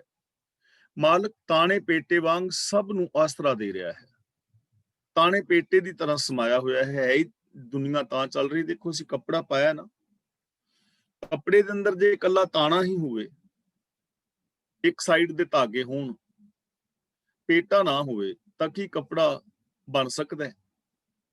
ਜੇ ਕੱਲਾ ਪੇਟਾ ਹੋਵੇ, ਤਾਣਾ ਨਾ ਹੋਵੇ ਤਾਂ ਵੀ ਨਹੀਂ। ਤਾਣਾ ਪੇਟਾ ਧਾਗੇ ਪਹਿਲੋਂ ਪਾਏ ਜਾਂਦੇ ਨੇ, ਫਿਰ ਉਹਨਾਂ ਦੇ ਵਿੱਚ ਦੂਜੇ ਪਾਸੇ ਦਾ ਧਾਗਾ, ਤਾਂ ਕੱਪੜਾ ਬਣਦਾ ਨਾ। ਤੇ ਫਿਰ ਉਹਨੂੰ ਪਤਾ ਨਹੀਂ ਲੱਗਦਾ ਵੀ ਤਾਣਾ ਕਿਹੜਾ ਤੇ ਪੇਟਾ ਕਿਹੜਾ ਹੈ, ਇੱਕੋ ਹੀ ਹੋਇਆ ਜਾਂਦਾ ਹੈ। ਤਾਂ ਗੁਰੂ ਜੀ ਕਹਿੰਦੇ ਨੇ ਤਾਣੇ ਔਰ ਪੇਟੇ ਦੀ ਤਰ੍ਹਾਂ ਰੱਬ ਇਸ ਜਗਤ ਅੰਦਰ ਸਮਾਇਆ ਹੋਇਆ ਹੈ, ਔਰ ਹਰ ਇਨਸਾਨ ਨੂੰ ਆਸਰਾ ਦੇ ਰਿਹਾ ਹੈ, ਹਰ ਇਨਸਾਨ ਨੂੰ, ਹਰ ਜੀਵ ਜੰਤ ਨੂੰ ਜ਼ਿੰਦਗੀ ਦੇ ਰਿਹਾ ਹੈ। ਉਹ ਰੱਬ ਜੇ ਸਾਡੇ ਅੰਦਰ ਨਾ ਸਮਾਇਆ ਹੋਵੇ, ਤਾਂ ਸਾਡੀ ਜ਼ਿੰਦਗੀ ਨਹੀਂ ਹੋਵੇਗੀ। ਕੋਈ ਚੰਦਰਮਾ, ਕੋਈ ਧਰਤੀ, ਆਕਾਸ਼, ਕੁਛ ਨਹੀਂ ਹੋਵੇਗਾ। ਸਾਰਿਆਂ ਦੇ ਅੰਦਰ ਉਹ ਤਾਣੇ ਪੇਟੇ ਦੀ ਤਰ੍ਹਾਂ ਸਮਾਇਆ, ਸਭ ਨੂੰ ਆਧਾਰ ਦੇ ਰਿਹਾ ਹੈ। ਗੁਰ ਪ੍ਰਸਾਦ ਭਰਮ ਕਾ ਨਾਸ, ਜਿਨ੍ਹਾਂ ਮਨੁੱਖਾਂ ਦਾ ਭਰਮ ਗੁਰੂ ਦੀ ਕਿਰਪਾ ਨਾਲ ਮਿਟ ਜਾਂਦਾ ਹੈ। ਹੁਣ ਸਾਡੀ ਅੰਦਰ ਜ਼ਿੰਦਗੀ ਵਿੱਚ ਭਰਮ ਕੀ ਹੈ? ਸਭ ਤੋਂ ਵੱਡਾ ਭਰਮ ਇਹ ਹੈ ਕਿ ਮੈਂ ਰੱਬ ਦੇ ਨਾਲੋਂ ਵੱਖਰਾ ਹਾਂ ਤੇ ਰੱਬ ਮੇਰੇ ਤੋਂ ਵੱਖਰਾ ਹੈ। ਇਹ ਦੁਨੀਆ ਦਾ ਸਭ ਤੋਂ ਵੱਡਾ ਭਰਮ ਹੈ ਧਾਰਮਿਕ ਦੁਨੀਆ ਵਿੱਚ, ਕਿ ਮੈਂ ਰੱਬ ਤੋਂ ਵੱਖਰਾ ਹਾਂ, ਰੱਬ ਮੇਰੇ ਤੋਂ ਵੱਖਰਾ ਹੈ। ਗੁਰੂ ਸਾਡੇ ਇਸ ਭਰਮ ਨੂੰ ਦੂਰ ਕਰਦਾ ਹੈ ਵੀ ਤੂੰ ਵੱਖਰਾ ਨਹੀਂ, ਮਨ ਤੂੰ ਜੋਤ ਸਰੂਪ ਹੈ, ਜੋਤ ਰੱਬ ਦਾ ਹੀ ਰੂਪ ਹੈ, ਤੂੰ ਰੱਬ ਨਾਲੋਂ ਵੱਖਰਾ ਨਹੀਂ ਹੈ। ਗੁਰੂ ਸਾਡਾ ਇਹ ਭਰਮ ਦੂਰ ਕਰਦਾ ਹੈ ਕਿ ਪਾਣੀ ਔਰ ਲਹਿਰ ਵੱਖਰੇ ਨਹੀਂ, ਇੱਕੋ ਹੀ ਨੇ। ਪਾਣੀ ਹੀ ਹੈ, ਲਹਿਰ ਵੀ ਪਾਣੀ ਹੈ, ਪਾਣੀ ਵੀ ਪਾਣੀ। ਸਮੁੰਦਰ ਤੇ ਜਾਓ ਤੇ ਪਾਣੀ ਦੀਆਂ ਲਹਿਰਾਂ ਉੱਠ ਰਹੀਆਂ ਨੇ ਨਾ। ਸਾਨੂੰ ਭਰਮ ਹੈ ਕਿ ਲਹਿਰਾਂ ਵੱਖਰੀਆਂ ਨੇ, ਪਰ ਹੈ ਤੇ ਉਹ ਪਾਣੀ। ਦਿਸ ਰਹੀਆਂ ਨੇ, ਉੱਠ ਰਹੀਆਂ ਨੇ ਲਹਿਰਾਂ, ਪਰ ਹੈ ਤਾਂ ਪਾਣੀ। ਜਦੋਂ ਭਰਮ ਖਤਮ ਹੋ ਜਾਂਦਾ, ਸਮਝ ਆ ਜਾਂਦੀ ਹੈ ਕਿ ਲਹਿਰਾਂ ਬਿਲਕੁਲ ਪਾਣੀ ਹੀ ਨੇ। ਹੁਣ ਆਹ ਮੇਰੇ ਬੈਕਗ੍ਰਾਉਂਡ ਵਿੱਚ ਦੇਖ ਰਹੇ ਹੋ ਨਾ ਤੁਸੀਂ, ਲਹਿਰਾਂ ਆ ਰਹੀਆਂ ਨੇ, ਲੇਕਿਨ ਹੈ ਤੇ ਪਾਣੀ। ਇਹਨਾਂ ਦੀ ਹੋਂਦ ਵੱਖਰੀ ਨਹੀਂ ਹੈ ਨਾ, ਪਾਣੀ ਹੀ ਹੈ।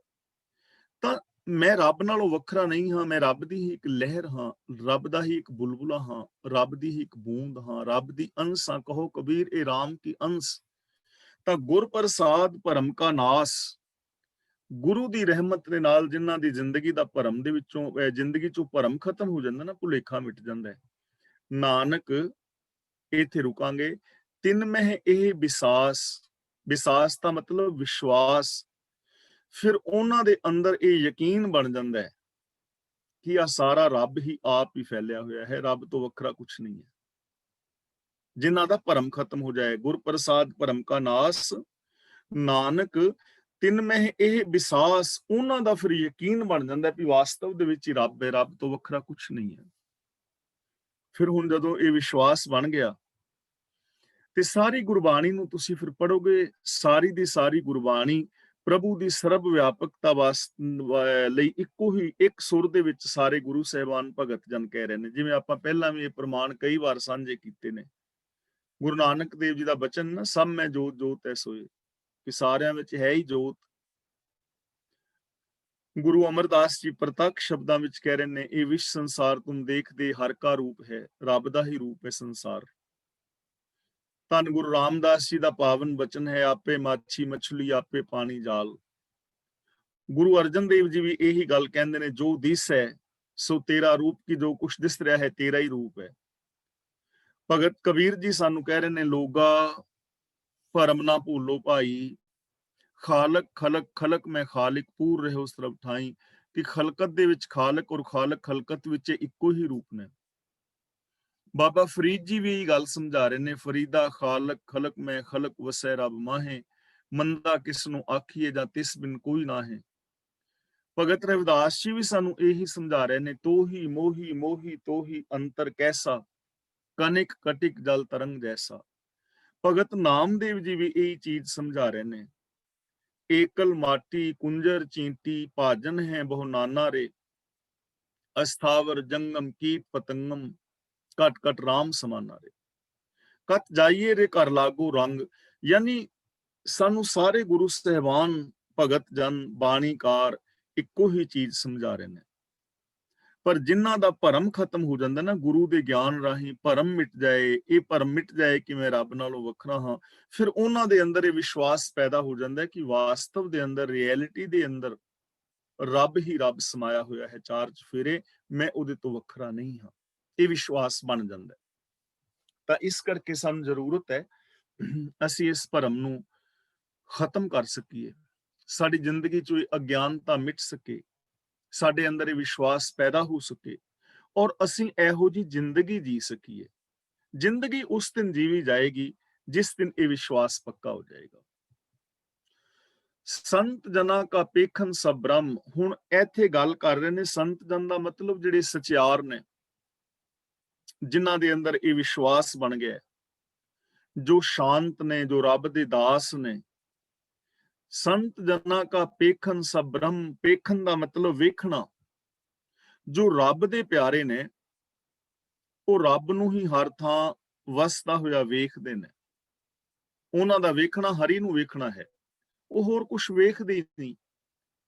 ਭਗਤ ਕਬੀਰ ਜੀ ਦੇਖੋ ਕਿੰਨੇ ਪਿਆਰ ਨਾਲ ਕਹਿ ਰਹੇ ਨੇ ਨਾ, ਦੋਏ ਦੋਏ ਲੋਚਨ ਪੇਖਾ ਹੋਂ ਹਰ ਬਿਨ ਔਰ ਨਾ ਦੇਖਾ, ਕਿ ਮੈਂ ਨਾ ਦੋਹਾਂ ਅੱਖਾਂ ਦੇ ਨਾਲ ਗੋਹ ਦੇ ਨਾਲ ਤੱਕਿਆ ਹੈ, ਪਰ ਮੈਨੂੰ ਰੱਬ ਤੋਂ ਬਿਨਾਂ ਹੋਰ ਕੁਝ ਨਹੀਂ ਦਿਖਿਆ, ਰੱਬ ਹੀ ਦਿਸ ਰਿਹਾ ਹੈ। ਮੈਨੂੰ ਰੱਬ ਤੋਂ ਬਿਨਾਂ ਨਹੀਂ ਕੁਝ ਦਿਸਦਾ। ਦੋਏ ਦੋਏ ਲੋਚਨ ਪੇਖਾਂ ਹੋਂ ਹਰ ਬਿਨ ਔਰ ਨਾ ਦੇਖਾਂ, ਮੈਂ ਨਾ ਦੋਹਾਂ ਅੱਖਾਂ ਨਾਲ ਵੇਖਣਾ, ਗੋਹ ਨਾਲ ਤੱਕਣਾ, ਵਿਚਾਰ ਕੇ ਤੱਕਣਾ, ਗਿਆਨ ਦੀ ਦ੍ਰਿਸ਼ਟੀ ਨਾਲ ਵੇਖਣਾ, ਤਾਂ ਮੈਨੂੰ ਰੱਬ ਤੋਂ ਬਿਨਾਂ ਕੁਝ ਦਿਸਦਾ ਹੀ ਨਹੀਂ ਹੈ। ਤਾਂ ਸੰਤ ਜਨਾਂ ਕਾ ਪੇਖਨ, ਪੇਖਨ ਦਾ ਮਤਲਬ ਵੇਖਣਾ। ਜੋ ਰੱਬ ਦੇ ਪਿਆਰੇ ਨੇ, ਜਿਨ੍ਹਾਂ ਦਾ ਗੁਰੂ ਦੀ ਕਿਰਪਾ ਦੇ ਨਾਲ ਭਰਮ ਦਾ ਨਾਸ਼ ਹੋ ਗਿਆ ਹੈ, ਗੁਰ ਪ੍ਰਸਾਦ ਭਰਮ ਕਾ ਨਾਸ਼, ਨਾਨਕ ਤਿਨ ਮੈਂ ਇਹ ਵਿਸ਼ਵਾਸ, ਜਿਨ੍ਹਾਂ ਦੇ ਅੰਦਰ ਇਹ ਵਿਸ਼ਵਾਸ ਬਣ ਗਿਆ ਹੈ, ਉਹਨਾਂ ਨੂੰ ਇੱਥੇ ਸੰਤ ਜਨ ਕਹਿ ਰਹੇ ਨੇ ਰੱਬ ਦੇ ਪਿਆਰੇ। ਉਹ ਸਭ ਥਾਵਾਂ ਤੇ ਫਿਰ ਰੱਬ ਨੂੰ ਹੀ ਵੇਖਦੇ ਨੇ ਔਰ ਰੱਬ ਵਰਗਾ ਹੀ ਵਿਹਾਰ ਸਭ ਦੇ ਨਾਲ ਕਰਦੇ ਨੇ। ਸੰਤ ਜਨਾਂ ਕੈ ਹਿਰਦੈ, ਇੱਥੇ ਵਿਸਰਾਮ ਲਾਵਾਂਗੇ। ਸਭ ਧਰਮ, ਸੰਤ ਜਨਾਂ ਕੈ ਹਿਰਦੈ ਸਭ ਧਰਮ, ਜੋ ਸਚਿਆਰ ਮਨੁੱਖ ਨੇ, ਰੱਬੀ ਹੁਕਮ ਵਿੱਚ ਤੁਰਨ ਵਾਲੇ ਨੇ, ਜਿਨ੍ਹਾਂ ਦੇ ਅੰਦਰ ਇਹ ਵਿਸ਼ਵਾਸ ਪੈਦਾ ਹੋ ਗਿਆ ਹੈ, ਉਹਨਾਂ ਦੇ ਹਿਰਦੇ ਦੇ ਅੰਦਰ ਸਾਰਾ ਪੈਦਾ ਹੀ ਧਰਮ ਹੁੰਦਾ ਹੈ। ਧਰਮ ਦੇ ਖਿਆਲ ਪੈਦਾ ਹੁੰਦੇ ਨੇ। ਧਰਮ ਦਾ ਮਤਲਬ ਫਰਜ਼, ਧਰਮ ਦਾ ਮਤਲਬ ਫਰਜ਼। ਰੱਬ ਦੇ ਪਿਆਰੇ ਫਿਰ ਆਪਣੇ ਫਰਜ਼ਾਂ ਨੂੰ ਪੂਰਿਆਂ ਕਰਦੇ ਨੇ ਕਿ ਮੇਰੇ ਫਰਜ਼ ਕੀ ਨੇ ਇਸ ਦੁਨੀਆ ਵਿੱਚ, ਮੈਂ ਕਾਹਦੇ ਵਾਸਤੇ ਆ। ਜੇ ਮੈਂ ਜ਼ਿੰਦਗੀ ਜੀ ਰਿਹਾ ਤਾਂ ਮੇਰੇ ਕੁਝ ਫਰਜ਼ ਨੇ।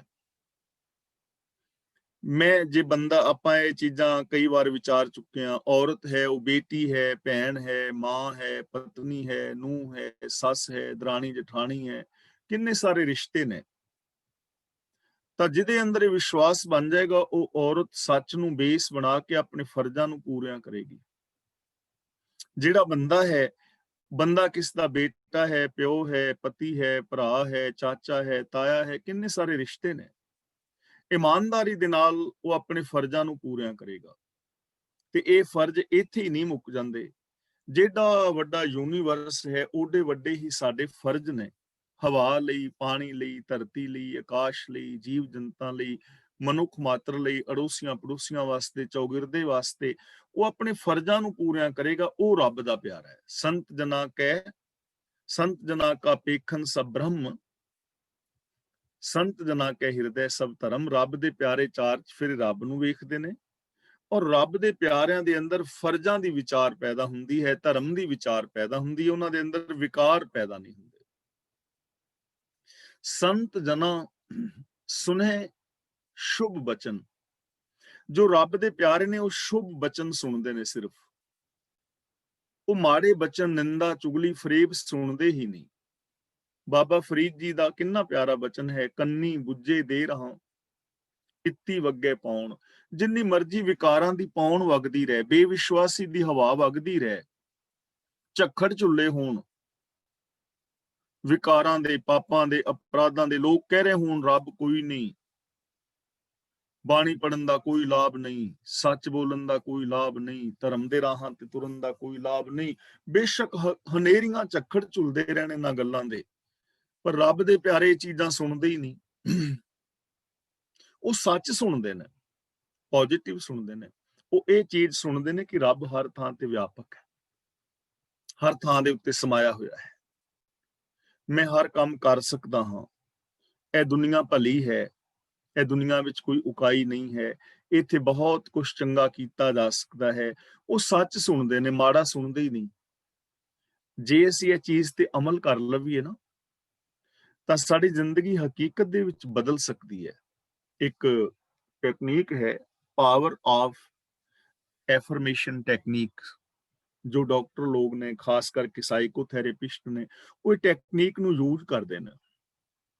ਜੋ ਡਿਪਰੈਸ਼ਨ ਵਿੱਚ ਚਲੇ ਜਾਂਦੇ ਨੇ ਜਾਂ ਜਿਹੜੇ ਓਵਰ ਥਿੰਕਿੰਗ ਦੇ ਸ਼ਿਕਾਰ ਹੋ ਜਾਂਦੇ ਨੇ, ਉਹਦੇ ਵਾਸਤੇ ਫਿਰ ਇਹ ਚੀਜ਼ਾਂ ਯੂਜ਼ ਕੀਤੀਆਂ ਜਾਂਦੀਆਂ ਨੇ। CBT, ਕੋਗਨੀਟਿਵ ਬਿਹੇਵੀਅਰ ਥੈਰੇਪੀ, ਜੋ ਸਾਡੇ ਨਿਊਰੋਨਲ ਪੈਟਰਨ ਬਣ ਜਾਂਦੇ ਨੇ, ਉਹ ਨਿਊਰੋਨਲ ਪੈਟਰਨ ਨੂੰ ਪੋਜ਼ਿਟਿਵ ਕਰਨ ਵਾਸਤੇ, ਦੂਜਾ ਵਿਸ਼ਵਾਸ ਪੈਦਾ ਕਰਨ ਵਾਸਤੇ ਇਹ ਟੈਕਨੀਕ ਵਰਤੀ ਜਾਂਦੀ ਹੈ, ਔਰ ਇਹ ਬਿਲਕੁਲ ਕੰਮ ਕਰਦੀ ਹੈ, ਬਿਲਕੁਲ ਸਹੀ 100%।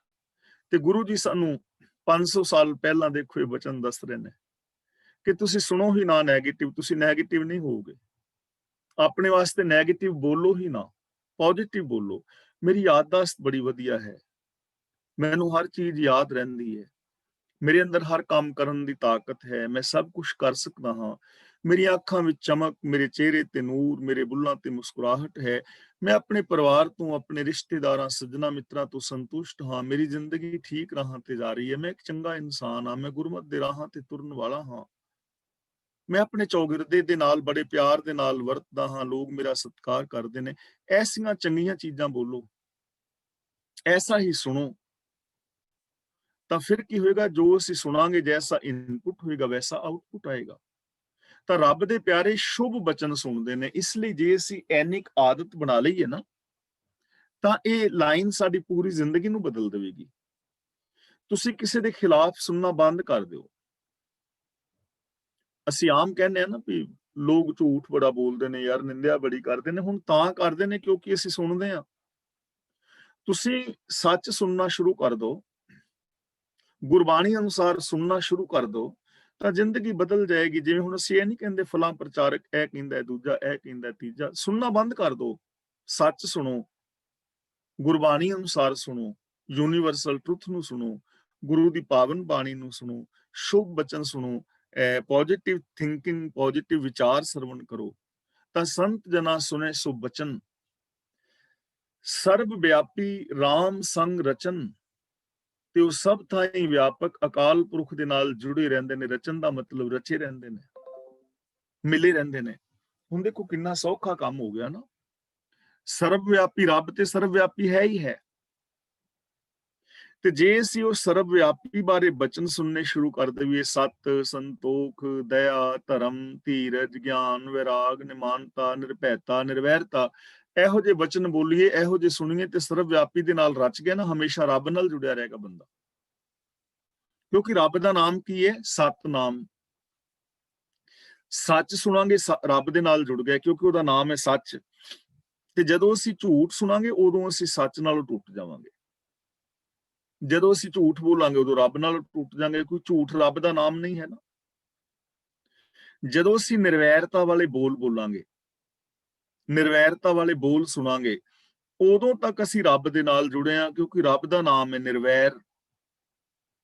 ਤੇ ਜਦੋਂ ਅਸੀਂ ਈਰਖਾ ਵਾਲੇ ਬੋਲ ਬੋਲਾਂਗੇ ਜਾਂ ਵੈਰ ਵਾਲੇ ਸੁਣਾਂਗੇ, ਉਦੋਂ ਅਸੀਂ ਨਿਰਵੈਰ ਨਾਲ ਟੁੱਟ ਗਏ, ਆਟੋਮੈਟਿਕਲੀ ਟੁੱਟ ਗਏ ਨਾ। ਦੇਖੋ ਕਿੰਨੀ ਸੌਖੀ ਗੱਲ ਹੈ। ਤਾਂ ਇਹਦਾ ਮਤਲਬ ਰੱਬ ਦੇ ਨਾਲ ਜੁੜਨਾ, ਰੱਬ ਦੇ ਗੁਣਾਂ ਦੇ ਨਾਲ ਜੁੜਨਾ ਹੈ। ਰੱਬ ਦੇ ਗੁਣਾਂ ਵਿੱਚ ਆਪਣੀ ਸੁਰਤ ਨੂੰ ਜੋੜ ਲੈਣਾ, ਰੱਬ ਦੇ ਵਿੱਚ ਸੁਰਤ ਮਿਲਾ ਦੇਣਾ ਹੈ। ਆਪਣੀ ਸੁਰਤ ਵਿੱਚ ਰੱਬੀ ਗੁਣਾਂ ਨੂੰ ਵਸਾ ਲੈਣਾ, ਰੱਬ ਨੂੰ ਆਪਣੀ ਸੁਰਤ ਵਿੱਚ ਵਸਾ ਲੈਣਾ ਹੈ। ਕਿੰਨਾ ਸੌਖਾ ਔਰ ਕਿੰਨਾ ਆਸਾਨ ਫਾਰਮੂਲਾ ਗੁਰੂ ਜੀ ਸਾਨੂੰ ਦੇ ਰਹੇ ਨੇ। ਜਿਨ ਜਾਤਾ ਤਿਸ ਕੀ ਇਹ ਰਹਿਤ, ਜਿਨ ਜਾਤਾ ਜਿਸ ਨੇ ਜਾਣ ਲਿਆ। ਇੱਥੇ ਜਿਨ ਦੇ ਨੰਨੇ ਨਾਲ ਸਿਹਾਰੀ। ਜਦੋਂ ਵੀ ਜਿਨ ਔਰ ਤਿਨ ਦੇ ਨੰਨੇ ਨਾਲ ਸਿਹਾਰੀ ਹੋਏ ਨਾ, ਉਦੋਂ ਇਹ ਸਿੰਗੂਲਰ ਸ਼ਬਦ ਹੁੰਦਾ ਹੈ, ਪੱਕੇ ਤੌਰ ਤੇ ਇਕੱਲੇ ਦੀ ਗੱਲ ਹੈ। ਜਿਨ ਜਾਤਾ, ਜਿਨ ਜਾਤਾ ਮਤਲਬ ਜਿਸ ਨੇ ਜਾਣ ਲਿਆ। ਇਸ ਕੀ ਇਹ ਰਹਿਤ, ਹੁਣ ਇੱਥੇ ਤਿਸ ਦਾ ਸੱਸਾ ਜਿਹੜਾ ਹੈ ਉਹ ਮੁਕਤਾ ਹੈ, ਲੇਕਿਨ ਇਹ ਸਿੰਗੂਲਰ ਸ਼ਬਦ ਹੈ, ਪਲੂਰਲ ਨਹੀਂ ਹੈ, ਬਹੁਵਚਨ ਨਹੀਂ ਹੈ। ਕਿਉਂਕਿ ਕੀ ਸ਼ਬਦ ਜਿਹੜਾ ਨਾ, ਕੀ ਸ਼ਬਦ, ਇਹ ਸੰਬੰਧ ਕੀ ਆਉਣ ਕਰਕੇ ਤਿਸ ਦਾ ਔਂਕੜ ਉੱਡਿਆ ਹੈ। ਜਿਨ ਜਾਤਾ ਤਿਸ ਕੀ ਇਹ ਰਹਿਤ, ਰਹਿਤ ਦਾ ਮਤਲਬ ਰਹਿਣੀ, ਵੇ ਆਫ ਲਾਈਫ, ਜੀਵਨ ਦਾ ਢੰਗ। ਜਿਸ ਨੇ ਰੱਬ ਨੂੰ ਜਾਣ ਲਿਆ, ਰੱਬੀ ਗੁਣਾਂ ਨੂੰ ਜਿਹੜਾ ਸੁਣਦਾ ਹੈ, ਰੱਬੀ ਗੁਣਾਂ ਦੀ ਗੱਲ ਕਰਦਾ ਹੈ, ਜਿਹੜਾ ਸਰਬ ਵਿਆਪਕ ਰੱਬ ਨੂੰ ਬੰਤਨ ਪਰਬਤ ਦੇ ਵਿੱਚ ਜਿਹੜਾ ਪਿਆਲ ਦੇ ਅੰਦਰ ਰੱਬ ਨੂੰ ਵੇਖ ਰਿਹਾ ਹੈ, ਜੋ ਅਸੀਂ ਪਿੱਛੇ ਸੁਣ ਆਏ ਹਾਂ। ਜਿਨ ਜਾਤਾ, ਜਿਹਨੇ ਇਸ ਚੀਜ਼ ਨੂੰ ਜਾਣ ਲਿਆ, ਇਹਦੇ ਤੇ ਅਮਲ ਕਰ ਲਿਆ, ਉਹਦੀ ਜੀਵਨ ਦੀ ਰਹਿਤ ਐਸੀ ਹੁੰਦੀ, ਉਹਦੇ ਜੀਵਨ ਦਾ ਢੰਗ ਹੈ, ਉਹਦੀ ਪਛਾਣ ਆ ਜਾਏਗੀ ਕਿ ਇਹ ਬੰਦਾ ਰੱਬ ਨੂੰ ਜਾਣਨ ਵਾਲਾ ਹੈ, ਰੱਬ ਦੇ ਨਾਲ ਮਿਲਿਆ ਹੋਇਆ ਹੈ। ਉਹਦੇ ਜੀਵਨ ਦੇ ਅੰਦਰ ਬਦਲਾਵ ਆਏਗਾ। ਤੇ ਕੈਸਾ ਆਏਗਾ? ਸਤ ਬਚਨ ਸਾਧੂ ਸਭ ਕਹਿਤ। ਸਾਧੂ ਦਾ ਮਤਲਬ ਜਿਨ੍ਹਾਂ ਨੇ ਜਾਣ ਲਿਆ, ਉਹ ਫਿਰ ਸੱਚੇ ਬਚਨ ਬੋਲਦਾ ਹੈ, ਉਹ ਝੂਠ ਨਹੀਂ ਬੋਲਦਾ। ਇਹ ਉਹਦੀ ਰਹਿਤ ਹੋ ਜਾਏਗੀ। ਮਨ ਬਚਨ ਕਰਮ ਕਰਕੇ ਸੱਚਾ ਹੋ ਜਾਏਗਾ, ਉਹਦੀ ਸੋਚ ਸੱਚੀ ਹੋਏਗੀ, ਉਹਦੇ ਬੋਲ ਸੱਚੇ ਹੋਣਗੇ, ਉਹਦਾ ਵਿਹਾਰ ਸੱਚਾ ਹੋਏਗਾ, ਉਹ ਸੱਚੀ ਸੁੱਚੀ ਜ਼ਿੰਦਗੀ ਜੀਵੇਗਾ। ਹੁਣ ਦੇਖੋ, ਜਿਵੇਂ ਵੀ ਇਸ ਦੁਨੀਆ ਵਿੱਚ ਵਿਕਾਰ ਨੇ, ਪਾਪ ਅਪਰਾਧ ਨੇ, ਜਾਂ ਜੋ ਵੀ ਮਾੜੇ ਕਰਮ ਨੇ, ਉਹ ਕਿਉਂ ਹੋ ਰਹੇ ਨੇ? ਕਿਉਂਕਿ ਅਸੀਂ ਵਿਕਾਰਾਂ ਦੀਆਂ ਗੱਲਾਂ ਸੁਣ ਰਹੇ ਹਾਂ, ਵਿਕਾਰਾਂ ਵਾਲੇ ਬੋਲ ਬੋਲ ਰਹੇ ਹਾਂ। ਤੇ ਜੇ ਬੰਦਾ ਗੁਰਪ੍ਰਸਾਦ ਭਰਮ ਕਾ ਨਾਸ, ਆਪਣੇ ਅੰਦਰੋਂ ਅਗਿਆਨਤਾ ਨੂੰ ਮਿਟਾ ਦੇਵੇ, ਸਾਰਿਆਂ ਵਿੱਚ ਰੱਬ ਨੂੰ ਵੇਖੇ, ਚੰਗੇ ਬੋਲ ਬੋਲੇ, ਚੰਗੇ ਬੋਲ ਸੁਣੇ, ਤਾਂ ਆਟੋਮੈਟਿਕਲੀ ਸੱਚ ਆ ਜਾਏਗਾ ਜ਼ਿੰਦਗੀ ਵਿੱਚ। ਤੇ ਜਦੋਂ ਸੱਚ ਆ ਜਾਏਗਾ ਤਾਂ ਜੀਵਨ ਜਿਹੜਾ ਹੈ ਸੌਖਾ ਹੋ ਜਾਏਗਾ। ਜੋ ਜੋ ਹੋਏ ਸੋਈ ਸੁਖ ਮਾਨੈ, ਕਰਨ ਕਰਾਵਨ ਹਾਰ ਪ੍ਰਭ ਜਾਣੈ। ਜੋ ਜੋ ਹੋਏ, ਜੋ ਕੁਛ ਵੀ ਹੁੰਦਾ ਹੈ, ਸੋਈ ਸੁਖ ਮਾਨੈ, ਉਹਨੂੰ ਸੁਖ ਮੰਨਦਾ ਹੈ। ਯਾਨੀ ਰੱਬ ਦੀ ਰਜ਼ਾ ਦੇ ਅੰਦਰ ਜੋ ਹੋ ਰਿਹਾ ਹੈ, ਉਹਨੂੰ ਸੁਖ ਮੰਨਦਾ ਹੈ। ਔਰ ਇਹ ਚੀਜ਼ ਅਸੀਂ ਪਿੱਛੇ ਵਿਚਾਰ ਰਹੇ ਹਾਂ ਨਾ, ਕਿ ਸੁਖ ਜਿਹੜਾ ਹੈ ਉਹ ਹੈ ਹੀ ਰੱਬ ਦੀ ਰਜ਼ਾ ਵਿੱਚ। ਸੁਖਮਨੀ ਸਾਹਿਬ ਜੀ ਦਾ ਮੂਲ ਭਾਵ ਹੀ ਇਹ ਹੈ। ਜਿਹੜਾ ਕੇਂਦਰੀ ਭਾਵ ਹੈ ਹੀ ਇਹ ਸੁਖਮਨੀ ਸੁਖ ਅੰਮ੍ਰਿਤ ਪ੍ਰਭ ਨਾਮ ਭਗਤ ਜਨਾ ਕੇ ਮਨ ਵਿਸਰਾਮ। ਨਾਮ ਦਾ ਮਤਲਬ ਹੁਕਮ, ਸਾਰੇ ਸੁੱਖਾਂ ਦਾ ਮੂਲ ਹੀ ਹੁਕਮ ਹੈ। ਹੁਕਮ ਦੇ ਵਿੱਚ ਤੁਰਾਂਗੇ ਤਾਂ ਹੀ ਸੁਖੀ ਰਾਂਗੇ। ਜਦੋਂ ਅਸੀਂ ਹੁਕਮ ਤੋਂ ਬਾਹਰ, ਸਿਸਟਮ ਤੋਂ ਬਾਹਰ ਕੁਝ ਕਰਾਂਗੇ, ਉਦੋਂ ਜ਼ਿੰਦਗੀ ਵਿੱਚ ਦੁੱਖ ਹੋਏਗਾ। ਇਸ ਲਈ ਜੋ ਰੱਬ ਦਾ ਪਿਆਰਾ ਹੈ ਉਹ ਰੱਬ ਦੇ ਹੁਕਮ ਨੂੰ ਹੀ ਸੁਖ ਮੰਨਦਾ ਹੈ। ਜੋ ਜੋ ਹੋਏ, ਜੋ ਆਗਿਆ ਹੁੰਦੀ ਹੈ, ਜੋ ਹੁਕਮ ਹੁੰਦਾ ਹੈ, ਉਹਨੂੰ ਸੁਖ ਮੰਨਦਾ ਹੈ। ਹੁਕਮ ਦੇ ਅੰਦਰ ਜੋ ਹੋ ਰਿਹਾ ਹੈ ਉਹ ਸੁਖ ਹੈ। ਕਰਨ ਕਰਾਵਨ ਹਾਰ ਪ੍ਰਭ ਜਾਣੈ। ਉਹ ਸਭ ਕੰਮ ਕਰਨ ਵਾਲਾ ਔਰ ਜੀਆਂ ਤੋਂ ਕਰਾਉਣ ਵਾਲਾ ਰੱਬ ਨੂੰ ਹੀ ਸਮਝ ਲੈਂਦਾ ਹੈ। ਜਾਣਨੇ ਦਾ ਮਤਲਬ ਜਾਣਦਾ, ਉਸ ਚੀਜ਼ ਨੂੰ ਸਮਝ ਲੈਂਦਾ, ਜਾਣ ਲੈਂਦਾ ਕਿ ਸਭ ਕਰਨ ਕਰਾਉਣ ਵਾਲਾ ਰੱਬ ਹੀ ਹੈ। ਜੇ ਇਹ ਸੰਸਾਰ ਹੋਂਦ ਵਿੱਚ ਆਇਆ ਹੈ ਤੇ ਰੱਬ ਆਪ ਹੀ ਪਸਰਿਆ ਹੋਇਆ ਹੈ, ਉਹਦੇ ਹੁਕਮ ਵਿੱਚ ਹੈ। ਜੀਵ ਜੰਤ ਜੋ ਕੰਮ ਕਰ ਰਹੇ ਨੇ ਰੱਬ ਦੇ ਹੁਕਮ ਵਿੱਚ ਨੇ, ਹੁਕਮ ਤੋਂ ਬਾਹਰ ਕੁਝ ਹੋ ਹੀ ਨਹੀਂ ਸਕਦਾ। ਉਹ ਇਸ ਚੀਜ਼ ਨੂੰ ਜਾਣ ਲੈਂਦਾ ਹੈ ਕਿ ਰੱਬ ਆਪ ਹੀ ਕਰਨ ਕਰਾਉਣ ਵਾਲਾ ਹੈ, ਆਪ ਹੀ ਸਰਬ ਵਿਆਪਕ ਹੈ। ਤੇ ਉਹਨੂੰ ਸਮਝ ਪੈ ਜਾਂਦੀ ਹੈ, ਅੰਤਰ ਬਸੇ ਬਾਹਰ ਵੀ ਉਹੀ, ਅੰਦਰ ਵੀ ਉਹ ਵਸਦਾ ਹੈ ਤੇ ਬਾਹਰ ਵੀ ਉਹ ਰੱਬ ਹੀ ਵਸਦਾ ਹੈ। ਉਹ ਇਸ ਚੀਜ਼ ਨੂੰ ਜਾਣ ਲੈਂਦਾ, ਉਹਦੀ ਰਹਿਤ ਇਹੋ ਜਿਹੀ ਹੋ ਜਾਂਦੀ। ਫਿਰ ਅੰਤਰ ਬਸੇ, ਅੰਤਰ ਦਾ ਮਤਲਬ ਮੇਰੇ ਅੰਦਰ, ਤੇ ਬਾਹਰ ਦਾ ਮਤਲਬ ਬਾਹਰ ਇਸ ਜਗਤ ਵਿੱਚ, ਤੁਹਾਡੇ ਵਿੱਚ। ਉਹ ਆਪਣੇ ਵਿੱਚ ਵੀ ਤੇ ਬਾਹਰ ਵੀ ਵਸਦੇ ਹੋਏ ਰੱਬ ਨੂੰ ਵੇਖਦਾ ਹੈ ਕਿ ਮੇਰੇ ਅੰਦਰ ਵੀ ਉਹ ਹੈ, ਬਾਹਰ ਵੀ ਉਹ ਹੈ। ਜਿਸ ਹੁਕਮ ਦੇ ਵਿੱਚ ਮੈਂ ਜ਼ਿੰਦਗੀ ਜੀ ਰਿਹਾ, ਉਸੇ ਹੁਕਮ ਵਿੱਚ ਤੁਸੀਂ ਜੀ ਰਹੇ ਹੋ। ਜੋ ਪ੍ਰਾਣ ਸੱਤਾ ਮੇਰੇ ਵਿੱਚ ਹੈ ਉਹ ਤੁਹਾਡੇ ਵਿੱਚ ਹੈ। ਮੇਰੀਆਂ ਰਗਾਂ ਵਿੱਚ ਵੀ ਖੂਨ, ਤੁਹਾਡੀਆਂ ਰਗਾਂ ਵਿੱਚ ਵੀ ਖੂਨ। ਮੈਂ ਵੀ ਪੰਜਾਂ ਤੱਤਾਂ ਤੋਂ ਬਣਿਆ, ਤੁਸੀਂ ਵੀ ਪੰਜਾਂ ਤੱਤਾਂ ਤੋਂ ਬਣੇ। ਮੇਰੇ ਤੁਹਾਡੇ ਵਿੱਚ ਫਰਕ ਕੀ ਹੈ? ਮੈਂ ਵੀ ਸੁੱਖ ਚਾਹੁੰਦਾ, ਪਿਆਰ ਚਾਹੁੰਦਾ, ਮੁਕਤੀ ਚਾਹੁੰਦਾ ਹਾਂ, ਤੇ ਤੁਸੀਂ ਵੀ ਸੁੱਖ ਚਾਹੁੰਦੇ ਹੋ, ਪਿਆਰ ਚਾਹੁੰਦੇ ਹੋ, ਮੁਕਤੀ ਚਾਹੁੰਦੇ ਹੋ। ਸਾਰੀਆਂ ਮੰਗਾਂ ਸਾਡੀਆਂ ਸਾਂਝੀਆਂ ਨੇ, ਸਾਡੀਆਂ ਬੇਸਿਕ ਲੋੜਾਂ ਇੱਕ ਸਾਂਝੀਆਂ ਨੇ, ਕਰੀਬ ਕਰੀਬ ਥੋੜੇ ਬਹੁਤੇ ਫਰਕ ਦੇ ਨਾਲ। ਤਾਂ ਉਹਨੂੰ ਸਮਝ ਆ ਜਾਂਦੀ ਹੈ ਕਿ ਅੰਦਰ ਬਾਹਰ ਇੱਕੋ ਹੀ ਹੈ, ਕੋਈ ਦੂਜਾ ਨਹੀਂ ਹੈ। ਜਦੋਂ ਬੰਦਾ ਇਸ ਚੀਜ਼ ਨੂੰ ਸਮਝ ਕੇ ਅਮਲ ਵਿੱਚ ਲਿਆਏਗਾ ਨਾ, ਫਿਰ ਇੱਕ ਭਾਈਚਾਰਕ ਸਮਾਜ ਪੈਦਾ ਹੋਏਗਾ। ਨਾ ਕੋ ਬੈਰੀ ਨਹੀਂ ਬਿਗਾਨਾ, ਸਗਲ ਸੰਗ ਹਮਕੋ ਬਣਾਈ। ਸੰਗਤ ਵਿੱਚ ਅਸੀਂ ਆਉਣਾ ਹੀ ਇਸ ਕਰਕੇ ਹੈ। ਸੰਗਤ ਵਿੱਚ ਆਉਣ ਦਾ ਲਾਭ ਹੀ ਤਾਂ ਹੈ ਜੇ ਮੇਰ ਤੇਰ ਦੇ ਵਿਤਕਰੇ ਮਿਟ ਜਾਣ। ਨਾਨਕ, ਇੱਥੇ ਰੁਕਾਂਗੇ। ਨਾਨਕ ਦਰਸ਼ਨ ਦੇਖ ਸਭ ਮੋਹੀ, ਪ੍ਰਭੂ ਸਰਬ ਵਿਆਪੀ। ਜਿਹੜਾ ਪ੍ਰਭੂ ਹੈ, ਪ੍ਰਭੂ ਦਾ ਸਰਬ ਵਿਆਪੀ ਦਰਸ਼ਨ ਕਰਕੇ ਸਾਰੀ ਸ੍ਰਿਸ਼ਟੀ ਮਸਤ ਹੋ ਜਾਂਦੀ ਹੈ। ਮੋਹੀ ਦਾ ਮਤਲਬ ਮੋਹੀ ਜਾਂਦੀ ਹੈ, ਮਸਤ ਹੋ ਜਾਂਦੀ। ਜੇ ਸਰਬ ਵਿਆਪਕ ਪ੍ਰਭੂ ਦਾ ਦਰਸ਼ਨ ਕੀਤਾ ਜਾਏ ਨਾ, ਤੇ ਮੋਹੀ ਦਾ ਮਤਲਬ ਮਸਤ ਹੋ ਜਾਏਗਾ, ਬੰਦਾ ਵਿਸਮਾਦ ਅੰਦਰ ਚਲਾ ਜਾਏਗਾ। ਹਕੀਕਤ ਹੈ, ਕਦੇ ਗਹੁ ਦੇ ਨਾਲ ਸੋਚ ਕੇ ਵੇਖੋ ਕਿ ਇਹ ਸਾਰਾ ਕੁਝ ਰੱਬ ਪਸਰਿਆ ਹੋਇਆ ਹੈ, ਜਿਸ ਰੱਬ ਨੂੰ ਮੈਂ ਮਿਲਣਾ ਚਾਹੁੰਦਾ। ਇਹ ਸਾਰਾ ਜਗਤ ਉਸ ਰੱਬ ਦਾ ਰੂਪ ਹੈ। ਔਰ ਸਾਰਿਆਂ ਦੇ ਨਾਲ ਇਹੋ ਜਿਹੇ ਵਿਹਾਰ ਕਰਨ ਦਾ ਵਿਚਾਰ ਬਣਾ ਕੇ ਵੇਖੋ, ਤੁਹਾਡੇ ਅੰਦਰ ਖੁਸ਼ੀ, ਸ਼ਾਂਤੀ ਪੈਦਾ ਹੋ ਜਾਏਗੀ। ਕੋਈ ਬੇਗਾਨਾ ਨਜ਼ਰ ਹੀ ਨਹੀਂ ਪਵੇਗਾ। ਚਾਰ ਚੁਫੇਰੇ ਸੁਖ, ਆਨੰਦ, ਪ੍ਰਸੰਨਤਾ, ਖੇੜਾ ਦਿਸੇਗਾ। ਔਰ ਤੁਸੀਂ ਵਿਸਮਾਦ ਹੋ ਜਾਓਗੇ। ਕੱਲੀ ਕੱਲੀ ਚੀਜ਼ ਵਿਸਮਾਦ ਕਰਦੀ ਹੈ। ਧੰਨ ਗੁਰੂ ਨਾਨਕ ਪਾਤਸ਼ਾਹ ਜੀ ਦਾ ਕਿੰਨਾ ਪਿਆਰਾ ਬਚਨ, ਵਿਸਮਾਦ ਨਾਦ, ਵਿਸਮਾਦ ਵੇਦ, ਵਿਸਮਾਦ ਜੀ, ਵਿਸਮਾਦ ਭੇਦ। ਕੱਲੀ ਕੱਲੀ ਸ਼ੈ ਹੈਰਾਨ ਕਰ ਦੇਵੇਗੀ, ਜੀਵਨ ਵੰਡਰਫੁਲ ਹੋ ਜਾਏਗਾ।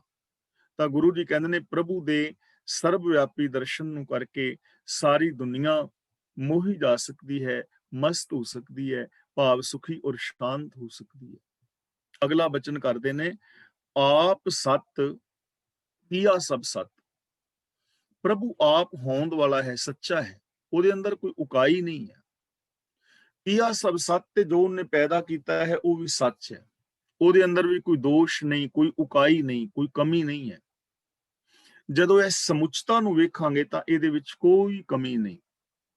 ਹਾਂ, ਸਾਨੂੰ ਇਸ ਦੁਨੀਆ ਵਿੱਚ ਬਹੁਤ ਸਾਰੀਆਂ ਕਮੀਆਂ ਨਜ਼ਰ ਆ ਜਾਂਦੀਆਂ ਨੇ, ਪਰ ਵਾਸਤਵ ਦੇ ਵਿੱਚ ਸਮੁੱਚਤਾ ਨੂੰ ਵੇਖਾਂਗੇ ਤਾਂ ਕੋਈ ਕਮੀਆਂ ਨਹੀਂ ਹੈ। ਸੰਸਾਰ ਰਚਨਾ ਆਪਣੇ ਆਪ ਦੇ ਅੰਦਰ ਮੁਕੰਮਲ ਹੈ।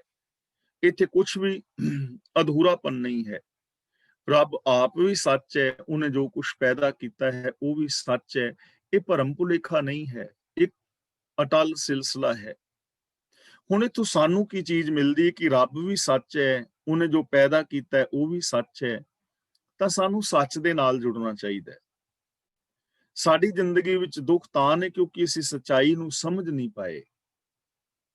ਅਸੀਂ ਸੱਚਾਈ ਨੂੰ ਸਮਝ ਨਹੀਂ ਪਾਏ, ਰੱਬੀ ਸਿਸਟਮ ਨੂੰ ਸਮਝ ਨਹੀਂ ਪਾਏ। ਤਾਂ ਜੇ ਇਨਸਾਨ ਅਸਲੀਅਤ ਦੇ ਨਾਲ ਜੁੜ ਜਾਏ ਤਾਂ ਇਹਦਾ ਜੀਵਨ ਵੀ ਸ਼ਾਂਤ ਹੋ ਸਕਦਾ ਹੈ। ਤਿਸ ਪ੍ਰਭ ਤੇ ਸਗਲੀ ਉਤਪਤ ਦਾ ਮਤਲਬ ਪੈਦਾਇਸ਼।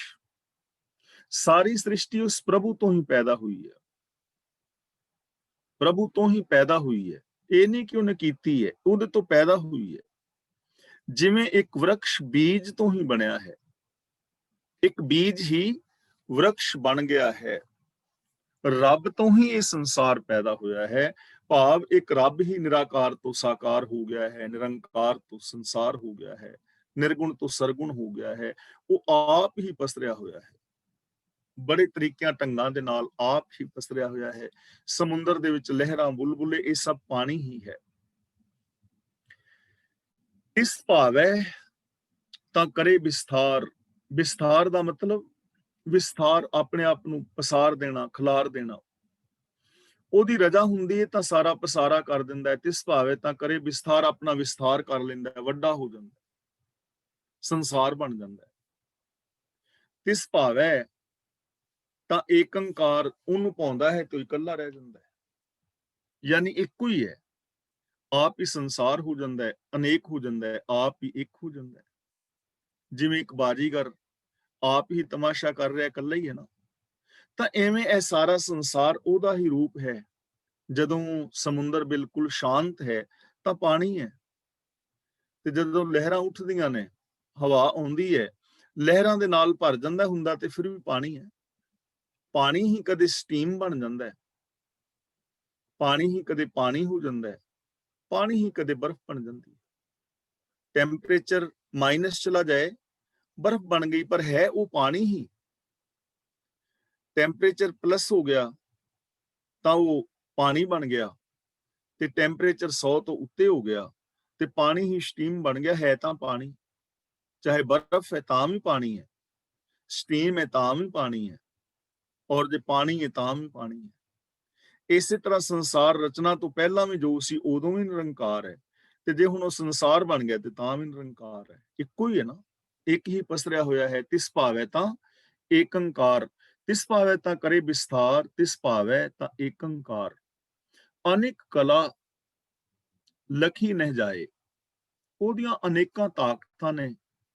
ਲਖੀ ਨਹਿ ਜਾਏ ਦਾ ਮਤਲਬ ਲਖੀਆਂ ਨਹੀਂ ਜਾ ਸਕਦੀਆਂ, ਵੇਖੀਆਂ ਨਹੀਂ ਜਾ ਸਕਦੀਆਂ, ਭਾਵ ਕਿ ਉਹਦਾ ਅੰਤ ਨਹੀਂ ਪਾਇਆ ਜਾ ਸਕਦਾ। ਉਹਦੀਆਂ ਕਈ ਤਰ੍ਹਾਂ ਦੀਆਂ ਤਾਕਤਾਂ ਨੇ ਜਿਹੜੀਆਂ ਸਮਝੀਆਂ ਨਹੀਂ ਜਾ ਸਕਦੀਆਂ ਸਾਰੀਆਂ, ਯਾਨੀ ਅੰਤ ਨਹੀਂ ਪਾਇਆ ਜਾ ਸਕਦਾ। ਲਖੀ ਨਹਿ ਜਾਏ ਦਾ ਮਤਲਬ ਕਿ ਅੰਤ ਨਹੀਂ ਪਾਇਆ ਜਾ ਸਕਦਾ। ਅਨੰਤ ਤਾਕਤਾਂ ਨੇ। ਉਹਨਾਂ ਤਾਕਤਾਂ ਦਾ, ਉਹਨਾਂ ਨੇਮਾਂ ਦਾ ਅਸੀਂ ਲਾਭ ਉਠਾ ਸਕਦੇ ਹਾਂ, ਅਸੀਂ ਵਰਤੋਂ ਕਰ ਸਕਦੇ ਹਾਂ। ਜੇ ਅਸੀਂ ਗੁਣਾਂ ਦੀ ਹੀ ਗੱਲ ਕਰੀਏ ਤਾਂ ਸੱਚ, ਸੰਤੋਖ ਆਦਿਕ ਦਾ ਅਸੀਂ ਇਹਨਾਂ ਨੂੰ ਵਰਤੋਂ ਵਿੱਚ ਲਿਆ ਸਕਦੇ ਹਾਂ, ਸੁੱਖ ਮਾਣ ਸਕਦੇ ਹਾਂ, ਪਰ ਉਹਨਾਂ ਕੁ ਮਾਣ ਸਕਦੇ ਹਾਂ ਜਿੰਨਾ ਕੁ ਅਸੀਂ ਸੱਚ ਸੰਤੋਖ ਧਾਰਨ ਕਰਾਂਗੇ। ਪਰ ਇਹਨਾਂ ਦਾ ਸੁੱਖ ਅਨੰਤ ਹੈ, ਅਨੰਤ ਸੁੱਖ ਮਾਣਿਆ ਜਾ ਸਕਦਾ ਹੈ।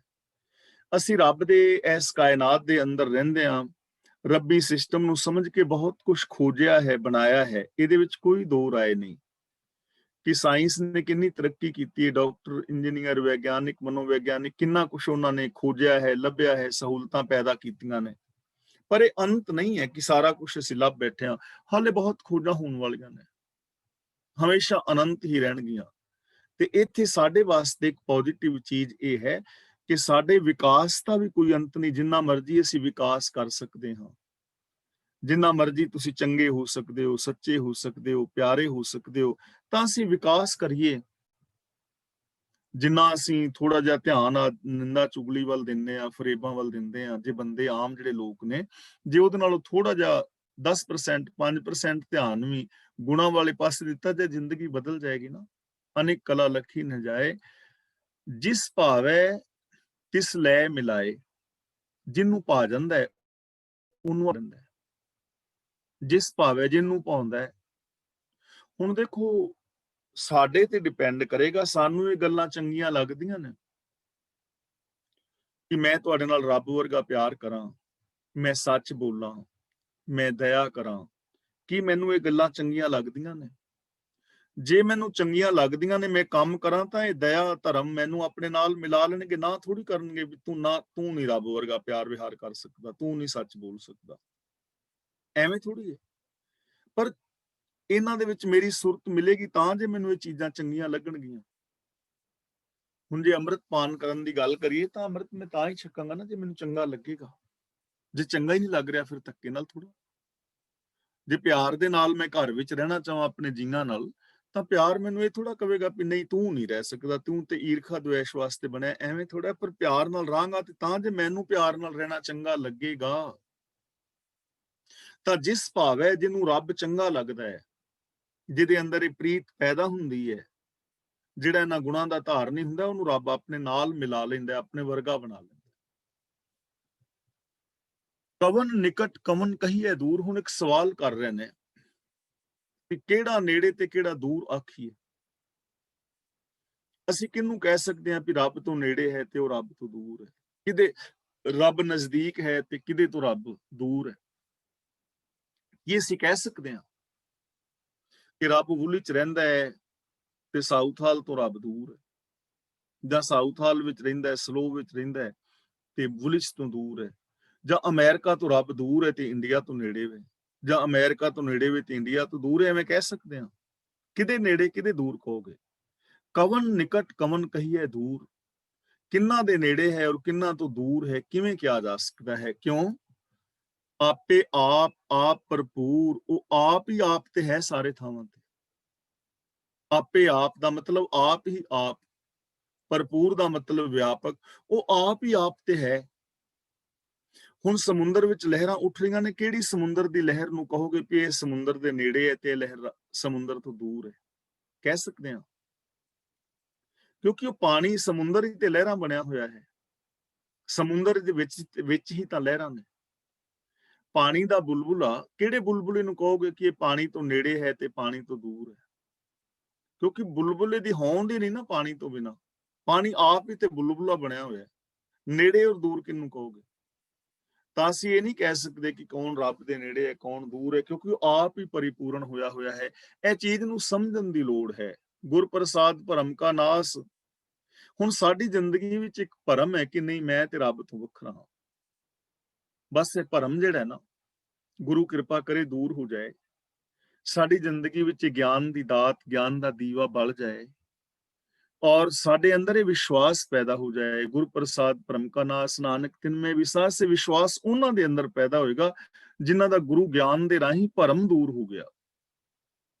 ਹੁਣ ਸਾਡੀ ਪ੍ਰੋਬਲਮ ਜਿਹੜੀ ਹੈ ਨਾ ਆਮ ਮਨੁੱਖਾਂ ਦੀ, ਫਿਰ ਉੱਥੇ ਆ ਜਾਂਦੀ ਹੈ ਕਿ ਫਲਾਂ ਕਿਤਾਬ ਵਿੱਚ ਤੇ ਇਹ ਲਿਖਿਆ, ਉਹ ਫਲਾਣਾ ਪ੍ਰਚਾਰਕ ਤੇ ਇਹ ਕਹਿੰਦਾ ਹੈ। ਹੁਣ ਇਹ ਭਰਮ ਹੈ ਸਾਡਾ ਨਾ।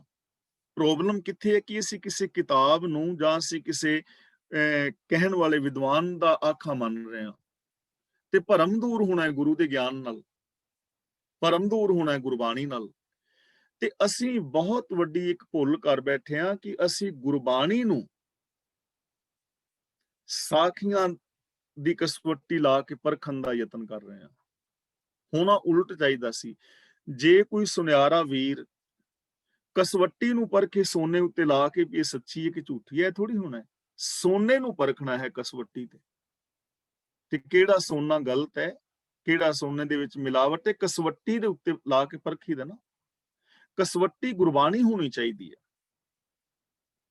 ਗੁਰਬਾਣੀ ਦੀ ਕਸਵੱਟੀ ਤੇ ਪਰਖਣਾ ਹੈ ਕਿ ਮੋਹਰ ਸਿੰਘ ਸੱਚ ਕਹਿ ਰਿਹਾ ਕਿ ਗਲਤ ਕਹਿ ਰਿਹਾ। ਤੇ ਜੇ ਅਸੀਂ ਗੁਰਬਾਣੀ ਨੂੰ ਪਰਖਣ ਲੱਗ ਜਾਈਏ ਕਿਸੇ ਦੇ ਕਹੇ ਤੇ ਫਿਰ ਪ੍ਰੋਬਲਮ ਕ੍ਰੀਏਟ ਹੋ ਜਾਏਗੀ। ਗੁਰੂ ਰਹਿਮਤ ਕਰੇ ਸਾਡੇ ਅੰਦਰ ਇਹ ਵਿਸ਼ਵਾਸ ਪੈਦਾ ਹੋਵੇ ਕਿ ਗੁਰੂ ਜੀ ਜੋ ਸਾਨੂੰ ਸਮਝਾ ਰਹੇ ਨੇ ਉਹ ਬਿਲਕੁਲ ਸੱਚ ਹੈ, ਯੂਨੀਵਰਸਲ ਟਰੁੱਥ ਹੈ। ਜਦੋਂ ਇਹ ਵਿਸ਼ਵਾਸ ਪੈਦਾ ਹੋ ਗਿਆ ਉਦੋਂ ਇਹ ਭਰਮ ਖਤਮ ਹੋ ਜਾਣਾ ਹੈ। ਹੁਣ ਗੁਰੂ ਜੀ ਕਹਿੰਦੇ ਨੇ ਕਿਹਨੂੰ ਨੇੜੇ ਕਹੀਏ ਤੇ ਕਿਹਨੂੰ ਦੂਰ ਕਹੀਏ। ਆਪੇ ਆਪ ਭਰਪੂਰ, ਆਪ ਹੀ ਤੇ ਉਹ ਪਰਿਪੂਰਨ ਹੈ। ਕਿਹੜੀ ਲਹਿਰ ਨੂੰ ਕਹੀਏ ਸਮੁੰਦਰ ਤੋਂ ਦੂਰ ਹੈ, ਕਿਹੜੀ ਲਹਿਰ ਨੂੰ ਕਹੀਏ ਸਮੁੰਦਰ ਤੋਂ ਨੇੜੇ ਹੈ। ਅੰਤਰਗਤ ਜਿਸ ਆਪ ਜਨਾਏ, ਅੰਤਰਗਤ ਆਪਣੇ ਅੰਦਰੋਂ, ਜਨਾਏ ਦਾ ਮਤਲਬ ਜਨਾ ਦਿੰਦਾ ਹੈ। ਹਰੀ ਬੰਦੇ ਨੂੰ ਆਪਣੇ ਅੰਦਰੋਂ ਜਨਾ ਦਿੰਦਾ ਹੈ, ਜਿਸ ਨੂੰ ਆਪਣੇ ਅੰਦਰੋਂ ਹੀ ਆਪਣਾ ਗਿਆਨ ਦਿੰਦਾ ਹੈ।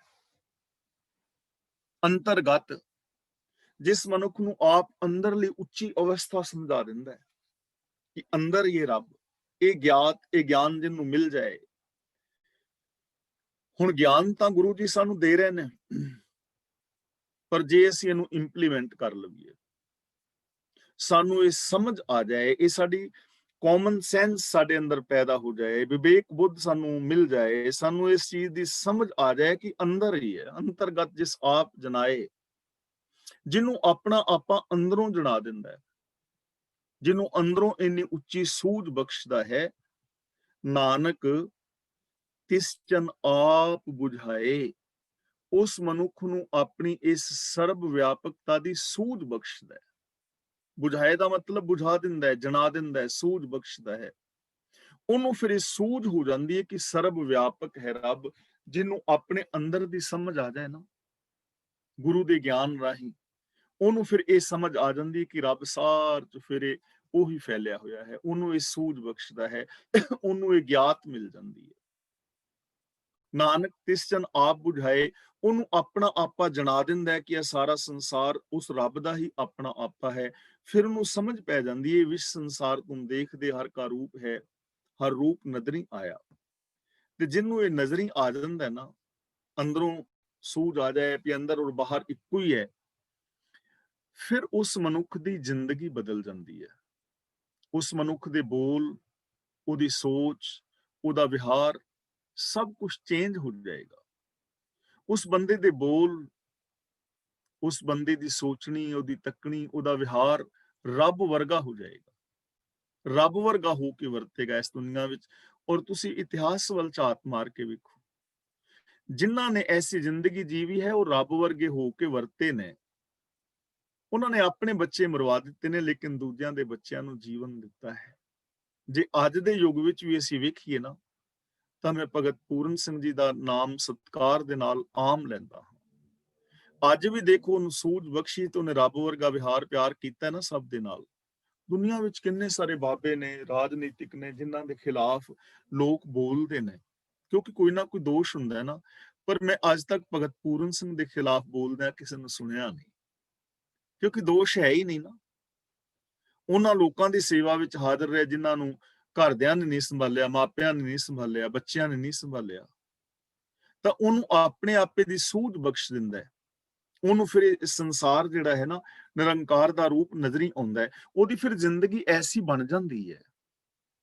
ਤੇ ਦੇਖੋ, ਇਹ ਪੋਸੀਬਿਲਿਟੀ ਨਾ ਸਾਡੇ ਸਾਰਿਆਂ ਦੇ ਵਿੱਚ ਮੌਜੂਦ ਹੈ, ਮੇਰੇ ਵਿੱਚ ਵੀ, ਤੁਹਾਡੇ ਵਿੱਚ ਵੀ ਪੋਸੀਬਿਲਿਟੀ ਹੈ, ਸੰਭਾਵਨਾ ਹੈ। ਐਸਾ ਹੋ ਸਕਦਾ ਹੈ ਜੇ ਅਸੀਂ ਕਰੀਏ। ਤੇ ਜੇ ਅਸੀਂ ਕਵਾਂਗੇ ਵੀ ਜੇ ਅਗਲਾ ਨਾ ਕਰੇ, ਇੱਥੇ ਪ੍ਰੋਬਲਮ ਫਿਰ ਕ੍ਰੀਏਟ ਹੋ ਜਾਏਗੀ। ਇਹਦਾ ਮਤਲਬ ਕਿ ਅਸੀਂ ਵੀ ਨਹੀਂ ਕਰਨਾ ਚਾਹੁੰਦੇ। ਤਾਂ ਗੁਰੂ ਪਾਤਸ਼ਾਹ ਜੀ ਸਾਨੂੰ ਗੁਰਬਾਣੀ ਰਾਹੀਂ ਦੇਖੋ ਕਿੰਨੀ ਉੱਚੀ ਸੋਚ ਇਨਸਾਨਾਂ ਦੀ ਲੈ ਜਾਣੀ ਚਾਹੁੰਦੇ ਨੇ। ਇਸ ਸਮਾਜ ਦੇ ਅੰਦਰ ਇੱਕ ਭਾਈਚਾਰਕ ਸਮਾਜ ਪੈਦਾ ਕਰਨਾ ਚਾਹੁੰਦੇ ਨੇ।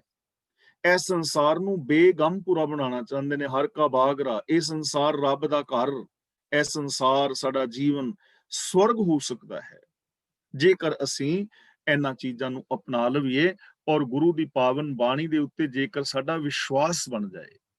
ਗੁਰੂ ਪਾਤਸ਼ਾਹ ਜੀ ਰਹਿਮਤ ਕਰਨ, ਅਸੀਂ ਐਸੀ ਜ਼ਿੰਦਗੀ ਜਿਹੜੀ ਹੈ ਉਹ ਜੀ ਸਕੀਏ।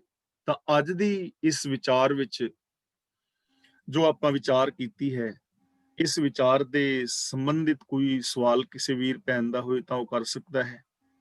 ਔਰ ਇਸ ਵਿਚਾਰ ਦੇ ਸੰਬੰਧਿਤ ਜੇ ਕੋਈ ਆਪਣੇ ਵਿਚਾਰ ਦੇਣਾ ਚਾਹੇ ਤਾਂ ਉਹ ਵਿਚਾਰ ਆਪਣੇ ਦੇ ਸਕਦਾ ਹੈ। ਆਪ ਸਾਰੇ ਕਲਾਸ ਵਾਲੇ ਵੀਰਾਂ ਦਾ ਧੰਨਵਾਦ।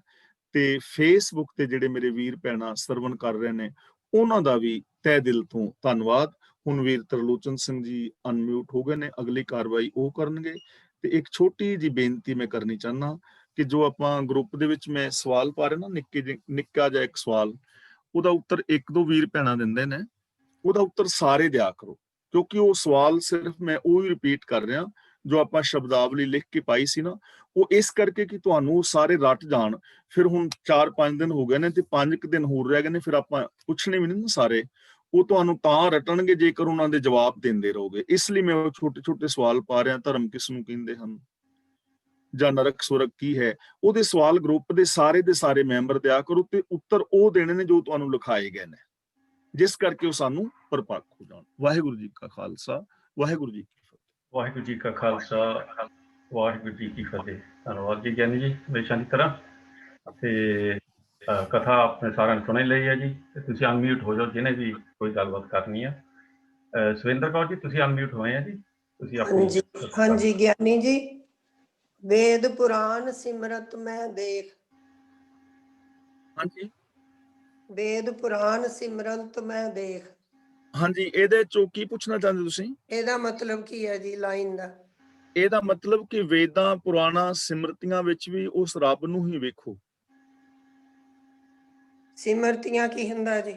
ਸਿਮਰਤੀਆਂ ਗ੍ਰੰਥ ਨੇ ਜੀ ਹਿੰਦੂ ਵੀਰਾਂ ਦੇ। ਅੱਛਾ 4 ਵੇਦ ਨੇ, 6 ਸ਼ਾਸਤਰ ਨੇ, ਅੱਛਾ 18 ਪੁਰਾਣ ਨੇ ਔਰ 27 ਸਿਮਰਤੀਆਂ ਨੇ। ਵੈਸੇ ਸਿਮਰਤੀਆਂ ਦੀ ਗਿਣਤੀ ਵੱਧ ਘੱਟ ਹੈ, ਪਰ 27 ਆਮ ਮੰਨਦੇ ਨੇ। ਅੱਛਾ ਜੀ।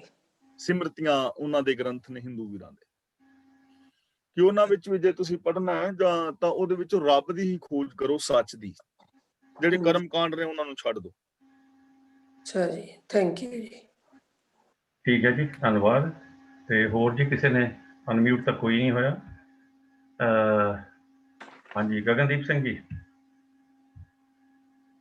ਗਗਨਦੀਪ ਸਿੰਘ ਜੀ ਤੁਹਾਡੀ ਆਵਾਜ਼ ਨਹੀਂ ਆ ਰਹੀ, ਪਤਾ ਨਹੀਂ ਕੀ ਗੱਲ ਹੈ ਜੀ। ਹੈਲੋ। ਹਾਂਜੀ ਕਰੋ ਜੀ, ਤੁਹਾਡੀ ਆਵਾਜ਼ ਨਹੀਂ ਆ ਰਹੀ। ਕਰੋ ਗੱਲ ਹੁਣ। ਹਾਂਜੀ, ਮੇਰਾ ਸਵਾਲ ਨਹੀਂ ਸੀ, ਬਾਅਦ ਤੁਹਾਡੇ ਤੋਂ ਮੀਨਿੰਗ ਪੁੱਛਣਾ ਹੈ। ਅਵਤਾਰ ਤੇ ਪ੍ਰਗਟਿਆ ਵਿੱਚ ਕੀ ਅੰਤਰ ਆ? ਮੈਨੂੰ ਮਾੜਾ ਥੋੜਾ ਉੱਚੀ ਬੋਲੋ, ਤੁਹਾਡੇ ਨਾਲ ਆਵਾਜ਼ ਸੁਣਾਈ ਨਹੀਂ ਦੇ ਰਹੀ ਵੀਰੇ।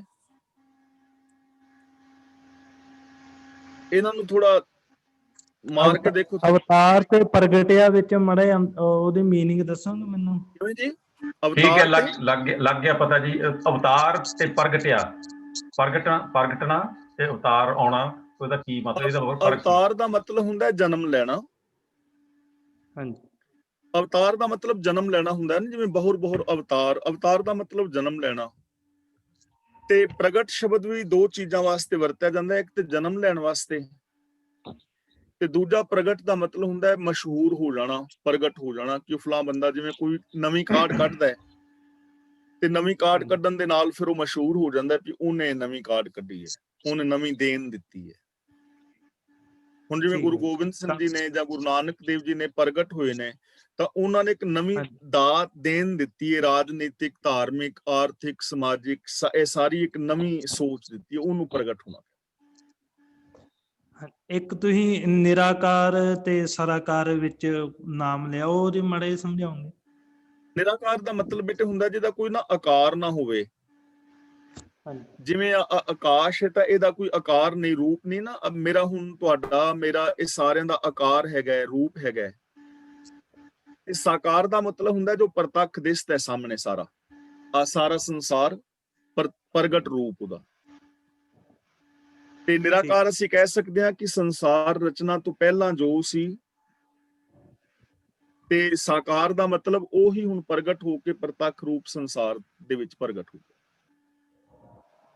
ਠੀਕ ਹੈ, ਧੰਨਵਾਦ ਜੀ। ਧੰਨਵਾਦ ਜੀ ਗਗਨਦੀਪ ਸਿੰਘ ਜੀ। ਤੇ ਹੋਰ ਜੀ ਕਿਸੇ ਨੇ? ਨਹੀਂ ਜੀ। ਜਿੱਦਾਂ ਗਿਆਨੀ ਜੀ ਨੇ ਕਿਹਾ ਜੀ, ਕੱਲ ਮੈਂ ਮਾੜੀ ਜਿਹੀ ਗੱਲ ਕਰਨੀ ਸੀਗੀ ਕਿ ਜਿੱਦਾਂ ਕੱਲ ਗਿਆਨੀ ਜੀ ਨੇ ਇੱਕ ਗਰੁੱਪ ਦੇ ਵਿੱਚ ਕਿਰਤ ਵਿਚਾਰਾਂ ਦੇ ਵਿੱਚ ਪਾਈ ਸੀਗੀ, ਬਹੁਤ ਸੋਹਣੀ ਡਿਸਕਸ਼ਨ ਚੱਲ ਰਹੀ ਹੈ ਜੀ। ਕੱਲ ਦਾ ਸੀਗਾ ਵੀ ਪੂਰਵ ਜਨਮ ਜਿਹੜੇ ਉਹਨੂੰ ਕਿਹਨੂੰ ਕਹਿੰਦੇ ਆ, ਤੇ ਉਹਦੇ ਵਿੱਚ ਕਾਫੀ ਸੋਹਣੀ ਡਿਸਕਸ਼ਨ ਚੱਲੀ ਸੀ। ਆਪਣੇ ਆਪਣੇ ਵਿਚਾਰ ਵੀ ਦਿੱਤੇ ਸਾਰਿਆਂ ਨੇ, ਔਰ ਕਾਫੀ ਲੰਬੀ ਤਾਈਂ ਡਿਸਕਸ਼ਨ ਹੋਈ। ਤੇ ਉਹਦੇ ਵਿੱਚ ਗਿਆਨੀ ਜੀ ਨੇ ਹੋਰ ਐਗਜ਼ਾਮਪਲਾਂ ਦੇ ਕੇ ਗਰੁੱਪ ਦੇ ਵਿੱਚ ਮਤਲਬ ਦੱਸਿਆ, ਗੁਰਬਾਣੀ ਦੀਆਂ ਐਗਜ਼ਾਮਪਲਾਂ ਦੇ ਕੇ ਵੀ ਸਾਰਾ ਕੁਝ। ਸੋ ਆਪ ਜੀ ਨੇ ਸਾਰਿਆਂ ਨੇ ਸੁਣ ਹੀ ਲਿਆ ਜੀ। ਤਾਂ ਆਪਣਾ ਡਿਸਕਸ਼ਨ ਇੱਦਾਂ ਰੱਖਿਓ ਪੂਰੀ ਤਰ੍ਹਾਂ। ਤੇ ਬਾਕੀ ਆਪਣੇ ਕੱਲ੍ਹ ਨੂੰ ਤੁਹਾਨੂੰ ਪਤਾ ਜੀ ਇੱਥੇ ਇੰਗਲੈਂਡ ਦੇ ਵਿੱਚ ਲੋਕਡਾਊਨ ਹੋਣ ਵਾਲਾ ਜੀ। ਤੇ ਕੱਲ੍ਹ ਆਪਣੇ ਗੁਰਮੁਖ ਸਿੰਘ ਹੋਣਾ ਨੇ ਤੁਹਾਨੂੰ ਸਾਰਿਆਂ ਨੂੰ ਇਨਫੋਰਮ ਕਰ ਹੀ ਦਿੱਤਾ ਸੀਗਾ ਵੀ ਗੁਰਦੁਆਰਾ ਬੁੱਲ੍ਹ 'ਚ ਜਿਹੜਾ ਹੈਗਾ, ਉੱਥੇ ਸਾਡੇ ਜਿਹੜੇ ਓਪਨਿੰਗ ਟਾਈਮ ਹੋਣੇ ਆ ਜਾਂ ਦਰਬਾਰ ਦਾ ਟਾਈਮ ਜਿਹੜਾ ਹੋਣਾ, ਉਹਦੇ ਵਿੱਚ ਉਹਨਾਂ ਨੇ ਸਾਰੀ ਗੱਲ ਤੁਹਾਨੂੰ ਦੱਸਤੀ। ਜਸਟ ਬਰੀਫਲੀ ਇੱਦਾਂ ਹੀ ਹੈ ਜੀ ਕਿ 2 ਦਸੰਬਰ ਤੱਕ ਜਦ ਤੱਕ ਕਿ ਲੋਕਡਾਊਨ ਹੈਗਾ ਹੈ ਜੀ। ਗੁਰਦੁਆਰਾ ਸਾਹਿਬ ਜਿਹੜਾ ਡੇਲੀ ਬੇਸ 'ਤੇ ਅਸੀਂ ਕੀਰਤਨ ਕਰਦੇ ਆ, 9 ਤੋਂ 10 ਤੱਕ ਹੋਇਆ ਕਰੂਗਾ ਜੀ। Every day 7 days a week 9 ਤੋਂ 10 ਤੱਕ ਕੀਰਤਨ ਹੋਇਆ ਕਰੂਗਾ। ਪਰ ਉਹਦੇ ਵਿੱਚ ਸ਼ਮੂਲੀਅਤ ਨਹੀਂ ਹੋਣੀ, ਕਿਸੇ ਗਿਆਨੀ ਜੀ ਹੋਣਗੇ, ਪਰ ਉਹ YouTube 'ਤੇ ਜਾਇਆ ਕਰੂਗਾ। ਤੇ ਮੰਡੇ ਟੂ ਫਰਾਈਡੇ 10 ਤੋਂ 12 ਤੱਕ, ਤੇ ਗੁਰਦੁਆਰਾ ਸਾਹਿਬ ਖੋਲਣਗੇ ਤੇ ਜਿਹੜਾ ਸੈਟਰਡੇ ਤੇ ਸੰਡੇ ਆ ਉਹਦੇ ਵਿੱਚ 10 ਤੋਂ 2 ਤੱਕ ਹਾਂਜੀ ਉਹਦੇ ਵਿੱਚ ਸਿਰਫ ਤੁਸੀਂ ਆਉਣਾ ਆ ਕੇ ਮੱਥਾ ਟੇਕਣਾ 5-10 ਮਿੰਟ ਬੈਠ ਕੇ ਪ੍ਰਸ਼ਾਦ ਲੈ ਕੇ ਤੇ ਤੁਸੀਂ ਚਲੇ ਜਾਣਾ ਇਹ ਕਾਨੂੰਨ ਦੇ ਮੁਤਾਬਕ ਜੋ ਚੱਲਣਾ ਉਹ ਮਤਲਬ ਹੈਗਾ ਜੀ ਤੇ ਬਾਕੀ ਕੱਲ ਉਹਨਾਂ ਨੇ ਮੇਰਾ ਖਿਆਲ ਪੂਰੀ ਡਿਟੇਲ ਦੇ ਵਿੱਚ ਦੱਸ ਦਿੱਤਾ ਸੀਗਾ ਜੇ ਕਿਸੇ ਨੇ ਕੋਈ ਹੋਰ ਗੱਲ ਪੁੱਛਣੀ ਹੋਵੇ ਤਾਂ ਆਪਾਂ ਉਹਦੇ ਵਾਸਤੇ ਰੱਖਾਂਗੇ ਹਾਂਜੀ ਗਗਨਦੀਪ ਸਿੰਘ ਜੀ ਤੁਸੀਂ ਹਾਂਜੀ ਜਿਹੜਾ 9 ਤੋਂ 10 ਟਾਈਮ ਆ ਉਹ ਇੰਡੀਆ 'ਚ ਕੀ ਹੋਊਗਾ ਉਹਦਾ ਟਾਈਮ 9 ਵਜੇ ਹੁਣੇ 2:30 ਵਜੇ ਜੀ ਇੰਡੀਆ ਦੇ ਠੀਕ ਹੈ ਓਕੇ 2:30 ਤੋਂ 3:30 ਵਜੇ ਤੱਕ YouTube ਤੇ ਹੋਣਾ ਲਾਈਵ ਤੇ ਜਿਹੜਾ ਬਾਅਦ ਦੇ ਵਿੱਚ YouTube ਤੇ ਰਹਿਣਾ ਵੀ ਆ ਠੀਕ ਹੈ ਜੀ ਉਹ ਰਿਕਾਰਡ ਹੋ ਕੇ ਉੱਥੇ ਪੈ ਜਾਂਦਾ ਤੇ ਇਹ ਰੋਜ਼ ਹੀ ਹੋਣਾ ਜਾਣੀ ਤੇ ਸ਼ਾਮ ਦਾ ਜਿਹੜਾ ਪ੍ਰੋਗਰਾਮ ਜਿਹੜਾ ਰਹਿਰਾਸ ਤੇ ਕੀਰਤਨ ਜਿਹੜਾ ਹੁੰਦਾ ਸੰਤੋਖਣਾ ਉਹ ਵੀ 5 ਤੋਂ 6 ਵਜੇ ਤੱਕ ਹੈਗਾ ਜੀ ਤੇ ਉਹ ਟਾਈਮਿੰਗ ਸਾਰੀ ਦੱਸੀ ਸੀਗੀ ਕੱਲ ਤੇ ਜਿਨ੍ਹਾਂ ਨੇ ਵੀ ਗੁਰਦੁਆਰਾ ਸਾਹਿਬ ਜਾ ਕੇ ਮੱਥਾ ਟੇਕਣ ਜਾਣਾ ਜਾਂ ਉੱਥੇ 5 ਮਿੰਟ ਬੈਠਣਾ ਉਹਨਾਂ ਦੀ ਆਪਣੀ ਚੋਇਸ ਹੈਗੀ ਹੈ ਜੀ ਉਹ 10 ਤੋਂ 12 ਤੱਕ ਹਰ ਰੋਜ਼ ਹੋਣਾ ਤੇ ਉਹਦੇ ਵਿੱਚ ਤੁਹਾਨੂੰ ਪਤਾ ਵੀ ਟੈਂਪਰੇਚਰ ਵੀ ਚੈੱਕ ਕਰਨੀ ਹੈ ਤੇ ਆਪਣੇ ਹੱਥ ਵੀ ਸਾਫ਼ ਕਰਨੇ ਹੁੰਦੇ ਸੈਨੀਟਾਈਜ਼ਰ ਦੇ ਨਾਲ ਵਗੈਰਾ ਵਗੈਰਾ ਸਾਰਿਆਂ ਨੂੰ ਪਤਾ ਹੀ ਹੈ ਜੀ ਜਿੱਦਾਂ ਆਉਂਦੇ ਜਾਂਦੇ ਰਹੇ ਆ ਤੇ ਦਵਿੰਦਰ ਸਿੰਘ ਤੂਰ ਸਾਹਿਬ ਤੁਸੀਂ ਕੁਝ ਪੁੱਛਣਾ ਹਾਂਜੀ ਮੇਰਾ ਖਿਆਲ ਹੈ ਥੋੜੀ ਕਰੈਕਸ਼ਨ ਹੈ ਕਿ 2:30 ਨਹੀਂ 3:30 ਵੱਜਣੇ ਆ ਇੰਡੀਆ ਦੇ 5.5 ਘੰਟੇ ਦਾ ਫਰਕ ਹੈ ਨਾ ਜੇ ਇੱਥੇ 9 ਵਜੇ ਇੰਡੀਆ ਫਿਰ 3:30 ਸਵੇਰ ਦੇ ਵਜੇ ਨਹੀਂ ਜੀ ਤੁਸੀਂ ਮਾੜਾ ਜਿਹਾ ਐਡ ਕਰਕੇ ਦੇਖ ਲਿਓ 9 ਤਾਂ 5 ਘੰਟੇ ਗਾਹਾਂ ਕਰਦੇ 14 2 ਵੱਜ ਗਏ 2 ਤਾਂ ਅੱਧਾ ਘੰਟਾ ਹੋਰ ਰੱਖ ਦਿਓ 2:30 ਵੱਜ ਗਏ 2:30 ਮਤਲਬ ਆਫਟਰਨੂਨ ਆ ਸੌਰੀ ਮੈਂ ਪਿੱਛਾ ਚੱਲ ਗਿਆ ਮੋਰੇ ਆ ਗਿਆ ਇੰਡੀਆ ਮੋਰੇ ਆ ਗਿਆ ਹਾਂਜੀ ਹਾਂਜੀ ਅੱਗੇ ਆ ਜੀ ਪਿੱਛੇ ਨਹੀਂ ਹੈਗੇ ਠੀਕ ਹੈ ਪਿੱਛੇ ਸਾਡੇ ਕੋਲ ਜਗਜੀਤ ਕੌਰ ਹੀ ਹੈ ਜੀ ਹੋਰ ਨਹੀਂ ਪਿੱਛੇ ਕੋਈ ਵੀ